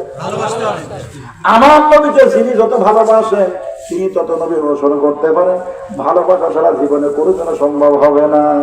আরে কথা বলো, তাম গোটা পৃথিবী এই 3 পাতা পড়া মোল্লা না, আমার মতো 3 পাতা পড়ি এখানে এসে পেশাল পাচ্ছি এরকম মোল্লা নয়। তাম গোটা পৃথিবীর বড় মুস্তাহেদ, পৃথিবীর বড় বড় মুস্তাহেদ। ইমাম শাফি রাহমাতুল্লাহর মতো একজন মুস্তাহেদ, ইমাম আহমদ ইবনে হাম্বল রাহমাতুল্লাহ মতো এত বড় একজন মুস্তাহেদ। এই দুইজন মুস্তাহেদ বলছেন যে যত ইবাদত আছে সমস্ত ইবাদতের মূল হলো 2টা জিনিস। কি? 2টা জিনিস। ইস্তেহাদ করে গবেষণা করে বাইরের কাছে মূল হলো 2টা। একটা হলো আল্লাহ তাআলার মহব্বত, একটা হলো আল্লাহ তাআলার ভয়। কার ভয়? আরে কথা বলেন। একটা হলো আল্লাহ পাকের মহব্বত, আরেকটা হলো আল্লাহ পাকের ভয়। সমস্ত ইবাদতের হলো মূল, কারণ আল্লাহর ভয় যার দিলে নাই ওই মানুষটার ভেতরে দিন ধর্ম নাই। যত কথাই বলেন কোনোদিনও নাই। মানুষ যত কষ্ট করে শীতের দিনে ওই যে কষ্ট করে ওযু করে ফজরের নামাজ পড়ার জন্য চলে যায়, আল্লাহর ভয় আছে বিধায় ওই মানুষটা যায়। আল্লাহর ভয় যদি না থাকতো কোশ্চেন কালে এই মানুষটা যেত না। আল্লাহর ভয় যার দিলের ভিতরে আছে ও সুদ খায় না, ঘুষ খায় না, বিভিন্ন অপকর্ম অপকৃতি করে না। আল্লাহর ভয় যার দিলের ভিতরে নাই এই মানুষটা দ্বারা এগুলো সম্ভব। যার দিলের ভিতরে পরিপূর্ণভাবে আল্লাহর ভয় প্রবেশ করছে রে, এই মানুষের দ্বারা জীবনে কোনোদিন এই অন্যায়গুলো করা সম্ভব নয়। এই যে তামাম গোটা পৃথিবীর বড় মুস্তাহেদ, তারা এমনি এমনি বলে নাই যে এই 2টা জিনিস সমস্ত ইবাদতে হলো মূল। আল্লাহর ভয় যদি না থাকে এই মানুষটা দ্বারা ইবাদত বন্দী করা সম্ভব হবে না। আর আল্লাহ তাআলা প্রেম, আল্লাহর ভালোবাসা ছাড়া ইবাদত আল্লাহ তাআলার দরবারে গ্রহণ হবে না। হবে কি? আরে কথা বল, কোনোদিন সম্ভব নয়। এই সোনার মানিকেরা, প্রধান ভাই জানেরা, গভীর মনোযোগ ভালো করে বোঝার চেষ্টা করুন। তাহলে নবী লাগবে, কে লাগবে? আরে কথা বলবে, কে লাগবে? নবীকে অর্জন করতে গেলে নাইবে নবী লাগবে। আল্লাহর ওলি হক্কানি রব্বানি আউলিয়া কেরামরা তাদেরকে লাগবে। গভীর মনোযোগ ভালো করে বোঝার জন্য চেষ্টা করুন। মুয়াত্তা মালিকের ভিতরে মুস্তাহিদ যে 4 জন, তার ভিতরে ইমাম মালিক রহমতুল্লাহ একজন, যিনি মদিনার ইমাম। ইমাম মালিক রহমতুল্লাহ আলাইহি জিনার মাজারটা রয়ে গেছে মসজিদ আপনার মদিনাতুল মুনাওয়ারায়, জান্নাতুল বাকির ভিতরে ইমাম মালিক রহমতুল্লাহ মাজার রয়ে গেছে। সোনার মানিকেরা, বাজার ভাই জানেরা, ইমাম মালিক রহমতুল্লাহ তিনি স্পষ্ট ফতোয়া দায়ের করেছেন, মান তাফাক্কালাম ইয়াতাসাও ফাকাত তাফাসসাকা, মান তাসাওয়াফ লাম ইয়াতাফাক্কা ফাকাত তাজাদ্দাকা, ওয়া মান জামা বাইনাহুমা ফাকাত তাহাক্কাকা। এই ইবারতটা ফতোয়া স্বামীর ভিতরে আল্লামা ইবনে আবেদিন স্বামী রহমতুল্লাহ ফতোয়া স্বামী, যেটা ফতোয়ার নাম রদ্দুল মুহতার। এই ফতোয়া স্বামী মানে সামদেশ ওনার বাড়ি, এই জন্য ওনার নামে আল্লাহ আপনার উল্লেখ করা হয়েছে। ভালো করে বোঝার জন্য চেষ্টা করুন। এই ফতোয়া স্বামীর ভিতরে এই ইবারত উল্লেখ করা হয়েছে, মান তাফাক্কা লাম ইয়াতাসাওয়াব ফাকাত তাফাসসাকা, মান তাসাওয়াব লাম ইয়াতাফাক্কা ফাকাত তাজান্দাকা, ওয়া মান জামা বাইনাহুমা ফাকাত তাহাক্কাকা। যে মানুষটা শুধু জাহিরি শরীয়ত মানে, লাম ইয়াতাসাওয়াব কিন্তু ইলমে তাসাওয়াব মানে না, ফাকাত তাফাসসাকা মানে ইলমে মারিফাত মানে না, কিন্তু জাহিরি শরীয়ত যারা মানে আছে না? জি জি। হ্যাঁ আছে আছে।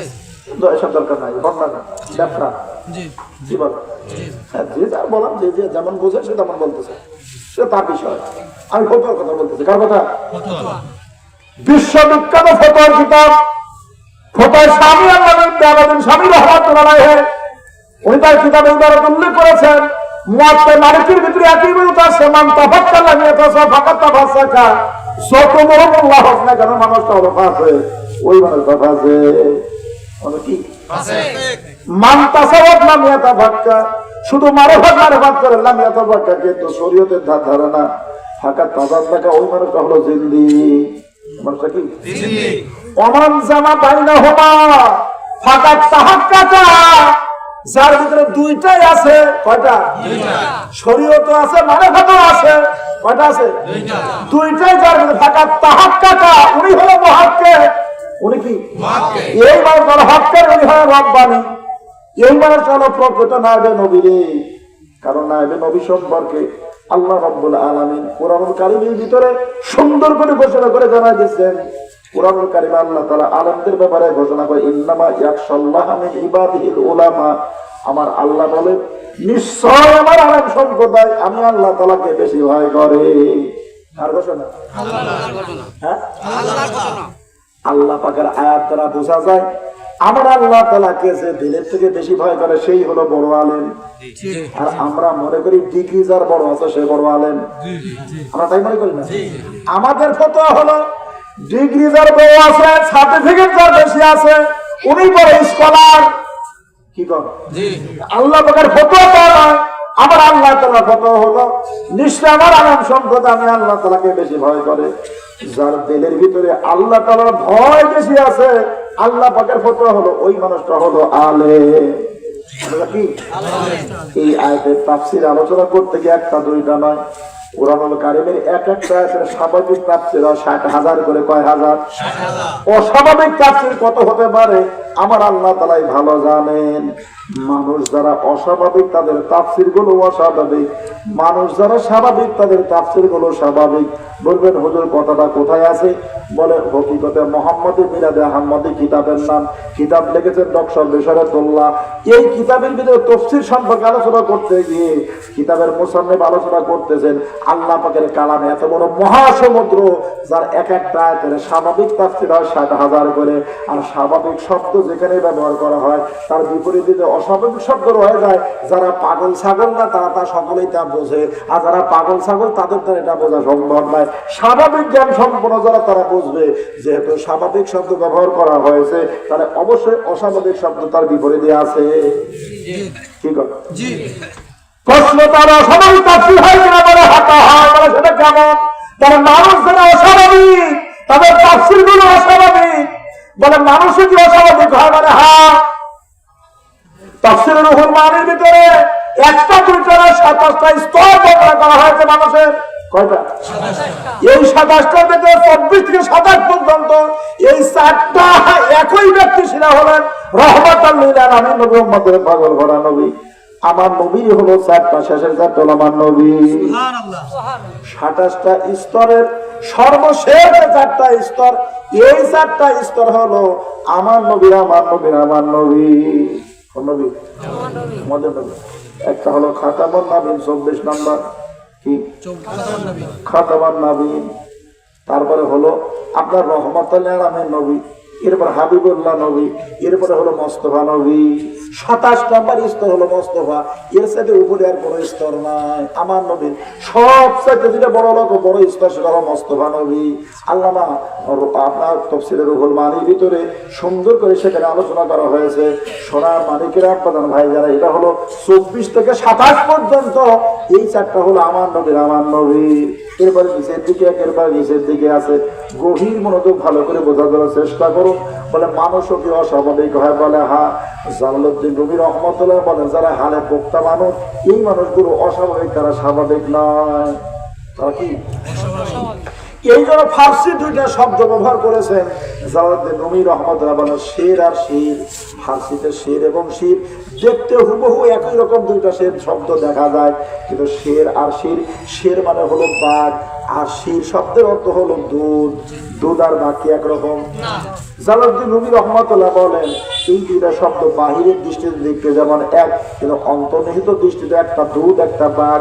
ঠিক চোখে মুখ, চোখ মুখ নাক কান অবয়বে মানুষগুলো দেখতে একই রকম হলেও যারা নাকের যারা অপরিপূর্ণ তারা হলো দুধের মতো, আর যারা হালে পোক্তা যারা কামেল মানুষ তারা হলো বাঘের মতো। জোরে বলি মারহাবা। সোনার মানিকের আব্বাজান ভাই জানেরা, তাহলে আমার নবীকে পেতে গেলে নায়েবে নবী লাগবে। নায়েবে নবী কারে বলা হয়? যার ভিতরে দুই প্রকার ইলম আছে। ইলম থাকলে চলবে না, ইলম অনুযায়ী আমলেও যারা পারদর্শী ওই মানুষগুলো হলো কামেল। সোনার মানিকের আব্বাজান ভাই জানেরা, এই ব্যাপারে আলোচনা করতে গিয়ে কিতাবের কুরআনুল কারীমের ভিতরে অন্য একটা আয়াত আছে, সে আয়াতে আল্লাহ তাআলা বলেন, ইয়া আইয়ুহাল্লাযিনা আমানুত্তাকুল্লাহা ওয়া কুনু মা'আস সাদিকিন। আমার আল্লাহ বলে, হে ঈমানদার বান্দারা, তোমরা আল্লাহকে ভয় করো আর তোমরা কি করো, আমার বান্দাদের ভিতরে যারা সিদ্দিকিন যারা আছে রে, তাদের সহবত একটা, তাদের সাথে থাকো। বলে তার কারণটা কি? বলে তাদের সাথে এজন্যই থাকতে হবে, তারা হলো রুহের ডাক্তার। দেহের যেমন ব্যাধি আছে, আত্মারও তেমন ব্যাধি আছে, আছে কিনা? আরে কথা বলেন, আছে কিনা?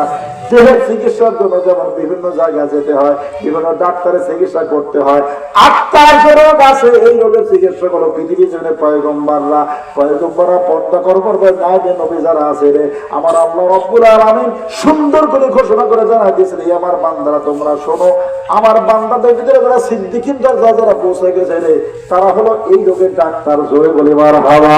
সিদ্দিকিনের ব্যাখ্যায় তাফসীরে রুহুল মাআনির ভিতরে আল্লামা আরুসি বাগদাদী রাহমাতুল্লাহ আলাইহি সুন্দর করে তিনি আলোচনা করেছেন, কুনু মা'আস সাদিকিন আই মিনাল মাশাইকিন কামা ক্বালা ফি তাফসীরে রুহুল বায়ান। সাদিকিন তাদেরকে বলা হয় আই মিনাল মাশাইকিন। এই মাশাইকের ব্যাখ্যা উল্লেখ করা হয়েছে যে মানুষগুলো ইলমে জাহির এবং ইলমে বাতিন উভয় জ্ঞানী হয়ে আপনার সাধনা করতে করতে হানাফিল্লাহ বাকাবিল্লাহ দরজা যারা হাসিল করেছে। জোরে বলি মারহাবা। কিসের দরজা? কিসের দরজা? হানাফিল্লাহ বাকাবিল্লাহ। হানাফিল্লাহ কারে বলা হয়? হানাফিল্লাহ বলা হয় নিজের অস্তিত্ব আছে, নিজের যে আদিত্য আছে, এইটাকে ধ্বংস করে দেওয়া। কি করে দেওয়া? আল্লাহ পাকের ভিতরে বিলীন হয়ে যাওয়া। যেমন হুসাইন বিন মনসুর হাল্লাজ, উনি বলছেন এমন ভাবে বিলীন হয়ে গেছে, বিলীন হতে হতে তার হালটা এমন অবস্থা হয়ে গেছে, আনাল হক বলে ফেলছে। কি বলছে? আরে কথা বলেন, আনাল হক বলে ফেলছে। নিজের যে অস্তিত্ব, নিজের যে আমিত্ব, এটাকে এমন ভাবে হয়ে গেছে যে উনি আনাল হক, আমি আল্লাহ। সোনার মালিকেরা, প্রধান ভাই জানেরা, গভীর মনোযোগ ভালো করে বোঝার জন্য চেষ্টা করো। এই কথাটার ব্যাখ্যা আউলিয়া কেরাম যারা, তারা ব্যাখ্যা করেছেন। আল্লাহ রাব্বুল আলামিন কুরআনুল কারীমের ভিতরে সুন্দর করে ঘোষণা করে জানা দিচ্ছেন, ইন্নী আনাল্লাহ। একটা ওহী নাযিল হয়েছে, আয়াত আছে, খেজুর গাছের ভিতর থেকে আওয়াজটা আসে, ইন্নী আনাল্লাহ, নিশ্চয় আমি আল্লাহ। যদি মনসুর হাল্লাদ আনাল হক বলার কারণে যদি সে আল্লাহ দাবি যদি করে থাকে, তাহলে এই যে আল্লাহ তাআলা যে ওহী নাযিল করলো, খাজুর গাছের ভিতর থেকে যে আওয়াজ আসছে ইন্নী আনাল্লাহ, নিশ্চয় আমি আল্লাহ, তাহলে খাজুর গাছ কি আল্লাহ হবে? আরে কথা বলেন, না না না, তা কখনো হবে না। সোনার মালিকেরা, বাজার ভাই যারা, আহলে সুফি যারা, তারা ব্যাখ্যা করেছেন বিষয়টা হলো যে এটা হলো খাজুর গাছটা হলো হর্ন। যেমন আমি ওয়াজ করতেছি, কিন্তু ওই যে মাইকের দ্বারা আওয়াজ আছে, এখন কোনো পাগল যদি ওই জায়গায় দাঁড়ায় মনে করে যে এই মাইকই ওয়াজ করতেছে, আসলে কি তাই? মাইক কি ওয়াজ করে? ওয়াজটা আমি করতেছি, এই আওয়াজের বাইরে ওটা হর্ন। ওটা কি? খাজুর গাছ হলো হর্ন, আসলে খাজুর গাছ বলে নাই। ঠিক হুসাইন বিন মনসুর হাল্লাজ, উনি এমন অবস্থা, নিজের অস্তিত্ব এমন ভাবে বিলীন হয়ে গেছে। সোনার মালিকেরা, আব্বাজান ভাইজানেরা, বাকাবিল্লাহ কারে বলা হয়? নিজের অস্তিত্বকে বিলীন করে দিই, আবার নিজ অস্তিত্বে ফিরে আসা। আমার আল্লাহ রাব্বুল আলামিন সুন্দর করে বলতে, সাবগাতুল্লাহ ওমান আহসানু মিনাল্লাহি সাবগা। আল্লাহ বলেন, তোমরা আমার রঙে রঞ্জিত হও, আমার চাইতে সুন্দর রং আর কার হতে পারে? সাবগাতুল্লাহ ওমান আহসানু মিনাল্লাহি সাবগা। আল্লাহ তাআলা চাইতে সুন্দর রং আর কার হতে পারে? কি বলেন? হতে পারে? হ্যাঁ, বাকাবিল্লাহর ব্যাখ্যা আলোচনা করতে আলোচনা করেছেন, সুন্দরভাবে সাধনা করে করে নিজের অস্তিত্বকে বিলীন করে দিয়ে ওই গুণে গুণান্বিত, ওই সেবাতে গুণে গুণান্বিত হয়ে অস্তিত্বে ফিরে আসা। মানুষটা দেখতে স্বাভাবিক মনে হলেও আসলে মানুষটা অস্বাভাবিক। কি? সুবহানাল্লাহুম্মা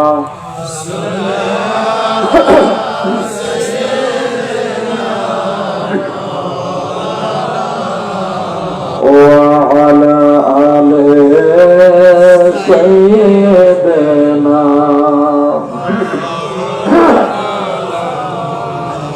গলেতে তকবীর মালা,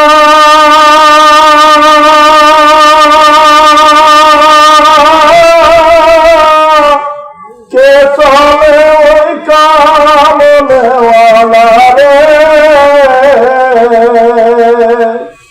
ওরে আমার বুকের দরগা তলায়, ওরে আমার বুকের দরগা তলায়, ও তার ডেকে নিয়ে আয় রাসূল নামে গেল রে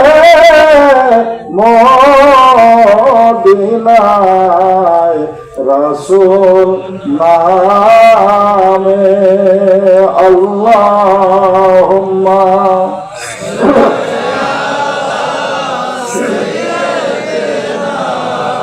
মাওলানা মুহাম্মদ ওয়া আলা আলি সাইয়্যিদিনা হায়া আইয়ুহাল হাজিরুন রাহমাকুমুল্লাহ। এগুলো করতে হলে আমাকে আপনাকে সাধনা করতে হবে, কি বলেন? নিজে নিজে একা একা করবেন তা হবে না। বলবে কেন হবে না? কুরআনুল কারীমে হাদিস শরীফ আছে, যা কিছু আছে আমি পুরি পুরি করবো তা হবে না। বলে না, মুস্তাহিদ যারা জীবনে পূর্বে যারা করছে তাদের তা হয় নাই। প্রত্যেক জনেই উস্তাদ লাগছে, শিক্ষক লাগছে। প্রথম নাম্বার শিক্ষক হলো রহমাতুল লিল আলামিন নবী। বলবেন হুজুর উনার আবার শিক্ষককে? বলে উনার শিক্ষক উনি বলছেন বইস্তুকুম মুআল্লিম, আমি পৃথিবীতে শিক্ষক হয়েই আমি আসছি। কি হয়? রহমাতুল লিল আলামিন নবী বলেন আমি পৃথিবীতে শিক্ষক হয়েই আমি আসছি দুনিয়াতে। কি হয়েছে? প্রথম নাম্বার শিক্ষক উনি সাহাবাদের কাছে শিক্ষা গ্রহণ করেছেন। এরপরে একের পর এক নিচের দিকে তারা একের পর এক তারা শিক্ষা গ্রহণ করতেছেন। আমি গুনাহগার, একটা দুইটা দিন নয়, যেমন আমি আমার পীর মুর্শিদের দরবারে তার কদমে 24টা বছর আমি সেখানে শিক্ষা গ্রহণ করেছি। এই 24 বছরে শেষ হয় নাই, 5টা বছর হয়ে গেল আমার পীর মুর্শিদ আমি পর্দা করে চলে গিয়েছেন। 5টা বছরের ভিতরে আমরা একের পর এক সাধনা করতে হয়। পৃথিবীর জমিনে যারা তরিকা তাসাউফ যারা করে তার পীর মুর্শিদ পর্দা করবার পরেও তাদের নেসব যদি ঠিক আছে, তাদের রাবেতা যদি ঠিক থাকে, একের পর এক তারা সেখান থেকে ফয়দা এলেন তারা পেতে থাকে। এটা ইলমে তাসাউফুল মারিফাতের ধারা। গভীর মনোযোগ ভালো করে বোঝার জন্য চেষ্টা করুন, তাহলে এইটা অর্জন করা কোনোদিনও সম্ভব হবে না। বলে তার দলিলটা কি? বলে মিশকাতুল মাসাদিস শরহ মিরকাত আল্লামা মোল্লা আলী কারি আল হানাফি রাহমাতুল্লাহ বলেন ইলমু ইলমানে ইলমুল কলব ইলমুল লিসান। ইলম দুই প্রকার, একটা হলো কলবি ইলম, একটা জবানি ইলম। আল্লামা মোল্লা আলী কারি আল হানাফি রাহমাতুল্লাহ আলাইহি বলেন দুনিয়ার মানুষ তোমরা শোনো, ওই যে কলবি ইলম যে ইলমটা আছে রে, এই ইলমটা আল্লাহর কোনো বান্দা যদি অর্জন করতে চায়, কলবি ইলমধারী যে মানুষ আছে রে, তার সিনার থেকে সিনা ইলমটা অর্জন করতে হবে। জোরে বলি মারহাবা। প্রশ্ন হতে পারে হুজুর সিনার থেকে সিনায় কি ইলম অর্জন হয়? বলে হ্যাঁ, বিজ্ঞান ইলমে মারফাত পরিষ্কার প্রমাণ করে দিয়েছে তা সম্ভব। আমার কাছে একটা মোবাইল আছে, আছে কিনা? এই মোবাইলে একটা সিনা আছে, এর ভিতরে বহু কিছু সেখানে আটকানো আছে, বিভিন্ন কোরআন তেলাওয়াত, ওয়াজ নসিহত, নাত শরীফ, বিভিন্ন কিছু আছে। যে যেমন মানুষ তার মোবাইলে ওই কোয়ালিটির কিছু থাকে, কিনা থাকে কিনা? এবং তার বন্ধু ওই কোয়ালিটির হয়। বন্ধু ডাকতে বলতো দোস্ত রে, তোমার মোবাইলে সুন্দর তো ওয়াজ দেখা যায়, কোরআন তেলাওয়াত, নাত শরীফ সুন্দর, আমাকে একটু দিয়ে দাও। সুন্দর করে ওই মোবাইল থেকে মোবাইলে একটা ব্লুটুথ চালু করে দিয়ে বা শেয়ারিং চালু করে দিয়ে মুহূর্তের ভিতরে এইটা থেকে ওইটা যা আছে মোট কিছু দিয়ে দিতে পারে। পারে কিনা? আরে কথা বলেন পারে কিনা? কয়েকটা সেকেন্ডের ভিতরে ডেলিভারি করে দিয়ে দেয়। এই যে ডেলিভারি করে দিয়ে দিলে এরকম লক্ষ লক্ষ মোবাইলে যদি দিয়ে দেয়, তাহলে প্রথম নাম্বার মোবাইলকে তো মোট খসড়া হয়ে যায়। কিছু হয় ও যেমন আছে তেমনই থেকে, ওর কোনো পরিবর্তন হয় না। তাকে হয় সোনার মানিকের আব্বাদান ভাই জানেরা, ওই ইলম গুলো অর্জন করতে গেলে কলবি ইলম অর্জন করতে কলবি ইলমধারী যে মানুষগুলো আছে রে, তাদের সহবতে থেকে অর্জন করতে হবে। মিশকাতুল মাসাদিস শরহ মিরকাতের বাইনা সতরের ভিতরে আল্লামা মোল্লা আলী কারি আল হানাফি রাহমাতুল্লাহ বলেন তাহিরি ইলম অর্জন করবে তুমি কিতাব পড়ে পড়ে অর্জন করতে পারবা, কিন্তু কলবি ইলম অর্জন করতে গেলে কলবি ইলমধারী যারা আছে, যাদের সিনার ভিতরে কলবি ইলম আছে, নূর আছে, তাদের সিনার থেকে তোমার সিনাতে সেটা অর্জন করতে হবে। সিনার থেকে সিনা কেমন ভাবে ডেলিভারি দেওয়া হয় তার বাস্তব প্রমাণ মোবাইলটা সুন্দর করে বিজ্ঞানটা প্রমাণ করে দেখায় দিয়েছে। সোনার মানিকের আব্বাদান ভাই জানেরা, প্রশ্ন হতে পারে হুজুর কোরআন হাদিসের ভিতরে কি তার নাই? বলে হ্যাঁ আছে। বলে তাহলে আমি কেন পারবো না? আমার প্রশ্ন হলো যদি তাই হয়ে থাকে ভালো করে বোঝার জন্য চেষ্টা করুন।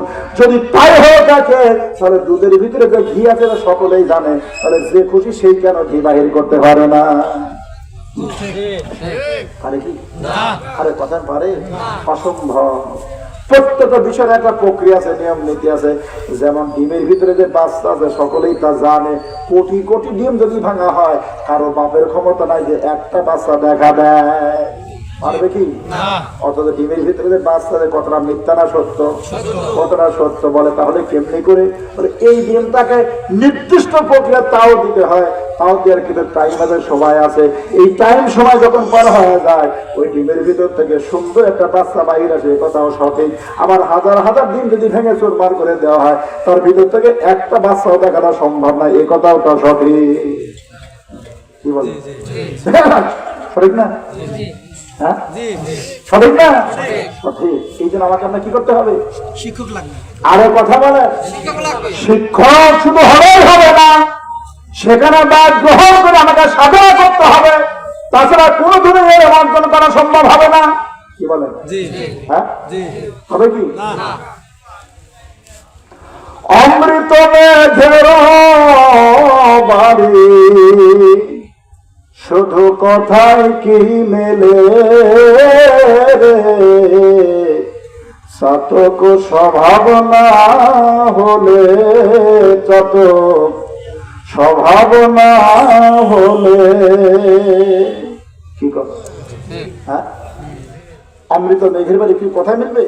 হ্যাঁ কথা বলে হবে না? না না না, কি হতে হবে? শত পাখির এমনি ধরা তৃষ্ণায় শত যায় রে মারা। অন্য বাড়ি খায়? হ্যাঁ শত পাখির এমনি ধরা তৃষ্ণায় শত যায় রে মারা। অন্য বাড়ি খায় না তারা, অন্য বাড়ি খায় না তারা, ও মেঘের জল দিনে শতক স্বভাব না হলে, তত স্বভাব না হলে। অর্জন করতে গেলে এরকম স্বভাব হতে হবে। কি কর? মেঘে দিল কত ফাঁকি, তবু সাত ওই মেঘের ভোগী। তাই থাকে না? বন্ধুটা খায়? অমনি নিরিখ রাখলে আখি, অমনি নিরিখ রাখলে আখি, ও তার সাধক বলে রে শতক স্বভাব না হলে, যত স্বভাব না হলে। কি কর? হ্যাঁ এদেরকে সাধন বলা হয়। আমার খোয়াও তো কোথায় গেল? এটা করে আবার আল্লাহ ফতোয়া দেবে যে ঘুরে এসে গান গাইছে। আল্লাহ পাক আমাদের সকলকে যেন শহীদ আল্লাহুম্মা আমিন। সকলে দাঁড়িয়ে সালাম করতে ইয়া নবী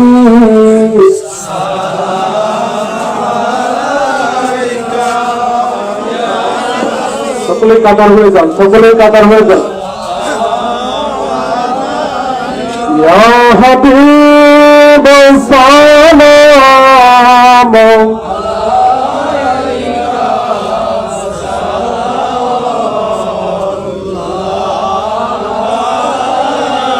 তোমার জন্য পাগল রাব্বানা, তোমায় না দেখলে প্রাণ যে বাসে না। এ গোলামদের মনের বাসনা একবার দেখায় নূরের মুখখানা। নবী সালাম ইয়া রাসূল সালাম ইয়া হাবিব সালাম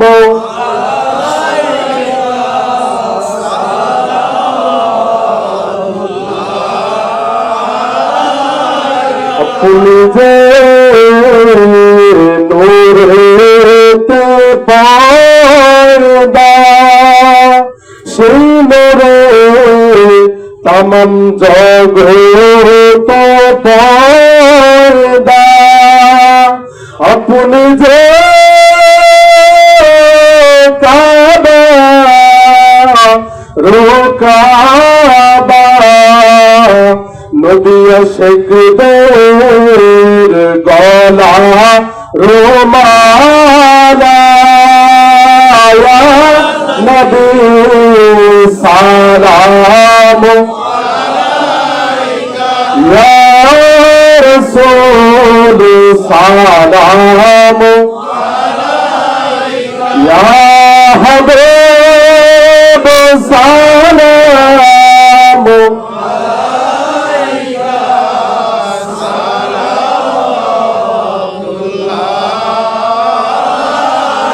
সুরের কঠিন ময়দানে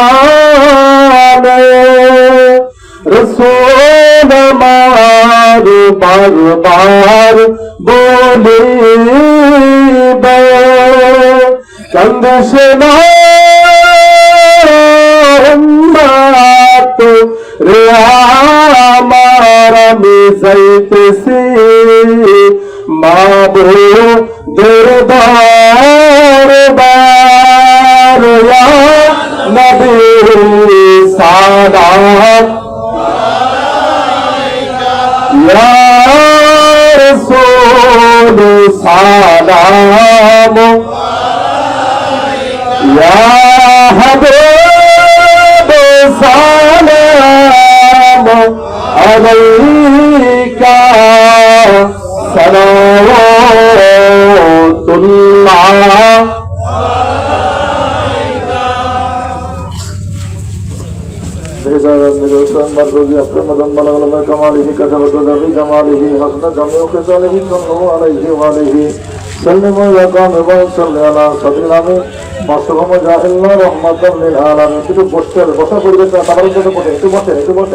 কষ্ট করে তো বসেন, আমরা সকলকে সাথে সই করি, তারপরে ইনশাআল্লাহ আপনার সামনে পেয়ে যাবেন, তারপরে ইনশাআল্লাহ আপনার সামনে পেয়ে যাবেন, আমরা সকলে সাথে আছি।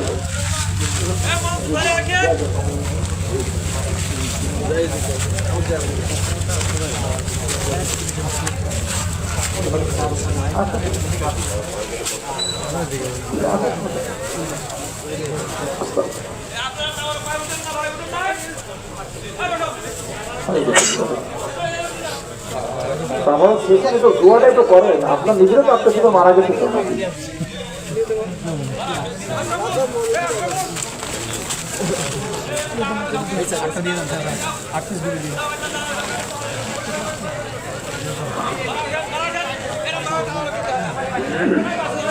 الفاتحة اللهم آمين اللهم صل على محمد وعلى آل محمد كما صليت على إبراهيم وعلى آل إبراهيم إنك حميد مجيد اللهم بارك على محمد وعلى آل محمد كما باركت على إبراهيم وعلى آل إبراهيم إنك حميد مجيد আল্লাহ তাআলা পরওয়ারদিগার জিনিস মাবুদ মাওলা মেহেরবান, আমি গুনাহগার ওলামায়ে হক কারীদেরকে হাফেজ কারীদেরকে জানে বাবা মুরব্বিনে হাদিস সাহেবদেরকে নিয়ে আল্লাহ, যুবকদেরকে নিয়ে বলদের অন্তরে মা বোনদেরকে নিয়ে আল্লাহ আপনার রহমতি করে ভিকারের মতো ভিক্ষুকের মতো এতিম কাঙালের মতো বিপর্যয় করেছে আল্লাহ, দয়াকে রহমত নয়কে তো মাহফিল কেন কবুল মঞ্জুর করে নেন।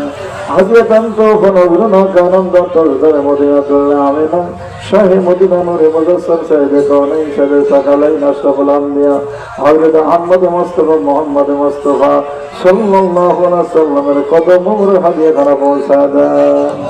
মাবুদ আযবে মুতাহহারাত উম্মাহাতুল মুহাম্মদ হাদিয়া করা পৌঁছা দেন। মা খাদিজা কুবরা রাদিয়াল্লাহু তাআলা আম্মা জান আয়েশা সিদ্দিকা রাদিয়াল্লাহু তাআলা মাবুদ গো জগতের ফাতেমাতু জাহরা রাদিয়াল্লাহু তাআলা কদম হাদিয়া করা পৌঁছা দেন। तमाम শহীদ শোহাদা হাদিয়া করা পৌঁছা দেন। শহীদ কারবালা হাদিয়া করা পৌঁছা দেন। সাহাবা আজমাইন তাবিন তাবিনের মোতাবেক খলিফা রাশিদিন আইমা মুস্তাহিদিন আইমা মুতাকাদ্দিম ফগাজ মুওয়াসসিকা মুহাদ্দিস হফাজে কুরআনি আইমা সিয়াতা হাদিয়া করা পৌঁছা দেন। স্যার আসহাব ফাতফান রাতম্বার ইমাম খাজাখানে পাদরে পৌঁছা দেন। স্যার মাদাবে চার ইমাম চার তরিকা চার ইমাম মাকাতুল গাজ মাহমুদ সুবহানি কুতুব রব্বানি রওজে সামদানি সুলতানুল আরবিন শেখ মহিউদ্দিন আব্দুল কাদের জিলানী আল বাগদাদি রহমাতুল্লাহ পাকরে পৌঁছায় দেন। সুলতানুল হিন্দ খাজা গরিব নওয়াজ খাজা মহিউদ্দিন চিশতি আজমিরি সঞ্জয় রহমাতুল্লাহ পাকরে পৌঁছায় দেন। ইমামুত তরিকত হযরত খাজা বাহাউদ্দিন নকশবন্দ ভাই রহমাতুল্লাহ পাকরে পৌঁছায় দেন। হযরত খাজা বাকিবুল্লাহ রহমাতুল্লাহ পাকরে পৌঁছায় দেন। কাইমি জামানি ইমাম রব্বানি মুজাদ্দিদ আল-বিসানি শেখ আহমদ ফারুক সেরেন্দি রহমাতুল্লাহ পাকরে পৌঁছায় দেন। হযরত খাজা মাসুদ রব্বানি রহমাতুল্লাহ হাদিয়াখানা পৌঁছায় দেন। কাদিয়া চিশতিয়া নকশবন্দিয়া মুজাদ্দিদ এছাড়া যত ভক্ত এখানে ইজমতুদ্দিনের বরকত যাকে যাকে সাগর সাজা বিদায় হয়ে চলে গেছে আল্লাহ দয়া করে রহমত করে তাদের প্রত্যেকের কথা আজকে হাদিয়াখানা পৌঁছায় দেন। মাবুদ খাস করে গাউসে সামদানিয়ার গোরাপানির সাথে বিদাবিকান ইমামুল আউলিয়া হযরত হাকিম আব্দুল্লাহ রহমত আহমদ এতিম করে সাতক্ষীরা জমিদার ঔষধ কিনে ঘুমিয়ে আছে আল্লাহ দয়া করে রহমত করে দাদুদের কদমের হাদিয়াখানা পৌঁছায় দেন। মাবুদ খাস করে উস্তাদেনা শাইখানা মুর্শিদেরা পীরে কামেল মুর্শিদে মোকাম্মেল সুলতানুল আরবিন কিবলা আলম শাহ সুফি আব্বা হুজুর কিবলা রহমতুল্লাহ হাদিয়াখানা পৌঁছায় দেন। तमाम गोटा पृथ्वी जमीन তাহলে কেউ ঘুমিয়ে আছে আল্লাহ জামে আউলিয়া কিরামের কদমে হাদিয়াখানা পৌঁছায় দেন। মাশরিক থেকে মাগরিব পর্যন্ত সীমান্তে জনপদ যত মুমিন মুমিনাত যে ইনসান ঈমান নিয়ে কবরে ঘুমিয়ে আছে আল্লাহ তাদের জীবনের গুনাহগুলো মাফ করে কিয়ামত পর্যন্ত কবর জান্নাতের বাগান বাঁধা আল্লাহ। মাবুদ গো পাশে কবরস্থান আল্লাহ আশেপাশে কবরস্থান তোমার যে বান্দা বান্দা ঘুমিয়ে আছে আল্লাহ তিনখানা পাশে না কাপড়ে কাপড়ে মন কোন মাটি চাপা দিয়ে আল্লাহ তাদের জীবনের গুনাহগুলো মাফ করে কবর জান্নাতের বাগান বাঁধা আল্লাহ। মাবুদ জানি না কার জন্য জনম দুঃখী মা নাই, কার জন্য আব্বা নাই, ভাই নাই, বোন নাই, দাদা নাই, বেটি নাই, দাদা নাই, দাদি নাই, না নাই নাই আত্মীয় স্বজনরা খানদান বা খানদান 14 খানদান গহীন কবরিতে নিহত পড়ে আছে আল্লাহ তাদের জীবনের গুনাহগুলো মাফ করে কিয়ামত পর্যন্ত কবর জান্নাতের বাগান বাঁধা আল্লাহ। মাবুদ পাহাড় পাহাড় সমান গুনার বোঝে আল্লাহ তার রহমতের দেখা চড়াইছে আল্লাহ আমাদের জীবনের গুণগুলো আপনি মাফ করে দেন। মনে করে কামরাকে নিয়মখাতবেল খার করে দেন। শয়তানি পথ হিবত করেন আপনি যে পথে রাজি করেছে আপনার দোস্তদের মধ্যে প্রিয় প্রিয় বান্ধব যে পথে চলে গেছে আল্লাহ সে পথের প্রতীক মানে পড়তে পারে দেন। দিনের বুঝ দিয়ে দেন আল্লাহ। এলাকাবাসী প্রতিবাসী গ্রামবাসী দেশবাসী বেটাবেটি দিদি ভালোবাসা প্রত্যেকে পাক্কা নামাজি পরমত্তে বানা দেন। মাহফিলের আয়োজন যারা করেছে মাহবুদ গো আল্লাহ টাকা পয়সা দিয়ে শ্রম দিয়ে বিভিন্ন ভাবে সহায়তা যারা করে প্রত্যেকে উত্তম জাজাতে দান করে দেন আল্লাহ। পরবর্তীতে সুন্দরভাবে মাহফিলের ব্যবস্থা করে দেন আল্লাহ। বিশেষ করে আল্লাহ মাহফিল খানা যে ময়দানে হচ্ছে আল্লাহ মুরব্বীর আল্লাহ জায়গা দিয়েছে মাহবুদ গো মাহফিল করবার আল্লাহ মাহবুদ উত্তম জাল তুমি তাদেরকে দান করে তাদের বংশ থেকে যত মানুষ বিদায় হয়ে চলে গেছে আল্লাহ তাদের প্রত্যেকের কবর গুলা জান্নাতের বাগান তুমি বানা দাও আল্লাহ।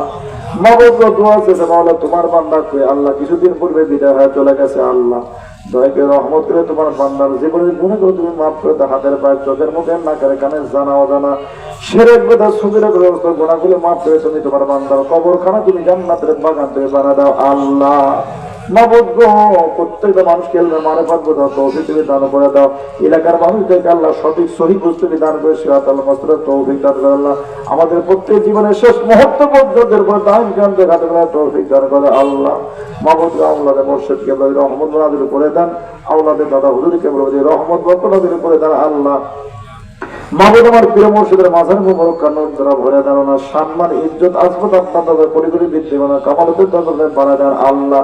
মাহবুদ গো দয়া করে রহমত আমাদের ভিতরে যারা অসুস্থ তাদের কল্যাণ সেবা দান করে দেন। যারা ঋণগ্রস্ত হচ্ছে মুক্তি দেন, যারা অভাবগ্রস্ত মুক্তি দেন আল্লাহ। মা বন্ধুকে কবুল করে না দিয়ে মুসলিম হলে তৌফিক দান করে আল্লাহ। আল্লাহ দয়া করে রহমত মা বন্ধুদের কাছে রহমত বরকত নাযিল করে দেন আল্লাহ। মাহবুদ মওলা মেহেরবান আল্লাহ। মাহফিলের যারা যুবকের আয়োজন করেছে আল্লাহ মুরব্বীরা যারা সঙ্গে বিভিন্ন ভাবে সাহায্য সহযোগিতা প্রত্যেকে আশিকে রাসূল নবী প্রেমিক হিসেবে কবুল করেন আল্লাহ। নবীর দিদার না পর্যন্ত কারো সিনাতে মারাকল মওতকে হাজির করবেন না আল্লাহ। রব্বানা আতিনা ফিদ দুনিয়া হাসানাতাও ওয়া ফিল আখিরাতি হাসানাতাও ওয়া কিনা আযাবান নার। মাহবুব উলামা দিন যারা কথা বলতে তাদের ইলমে তারাক্কি দান করে দেন, অন্তর চক্ষু খুলে দেন, কাশফ করে দেন, সিনা সুদর করে দেন। হকিকতে ইলম দ্বারা তাদের সিনাকে ভর করবেন আল্লাহ। হকের পক্ষে বাতিলের বিরুদ্ধে বলিষ্ঠ কণ্ঠে বলবার শেষ জোশ কুয়াত আপনি পয়দা করে দেন আল্লাহ। লা তাকনাতু মির রাহমাতিল্লাহ ইন্নাল্লাহা ইয়াগফিরু যুনুবা জামিআ ইন্নাহু হুয়াল গফুরুর রাহিম। সাল্লাল্লাহু তাআলা আলা বারিকাতিহি ওয়া নূরি আরশি মুহাম্মাদ ওয়া আলিহি ওয়া আসহাবিহি আজমাইন। বারাক লা ইলাহা ইল্লাল্লাহু মুহাম্মাদুর রাসূলুল্লাহ। আসসালামু আলাইকুম ওয়া রাহমাতুল্লাহি ওয়া বারাকাতুহু।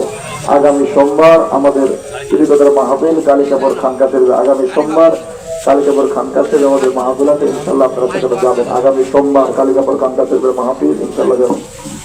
যদি কেউ মুরিদ বা বায়াত হতে চান তাহলে হুজুর কিবলার সম্মুখে আসুন। যদি কেউ মুরিদ বা বায়াত হতে চান তাহলে হুজুর কিবলার সম্মুখে আসুন।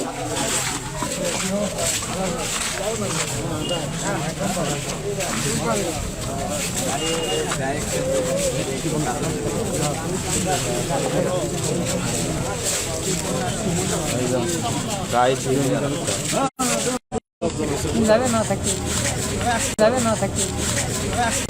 থাকি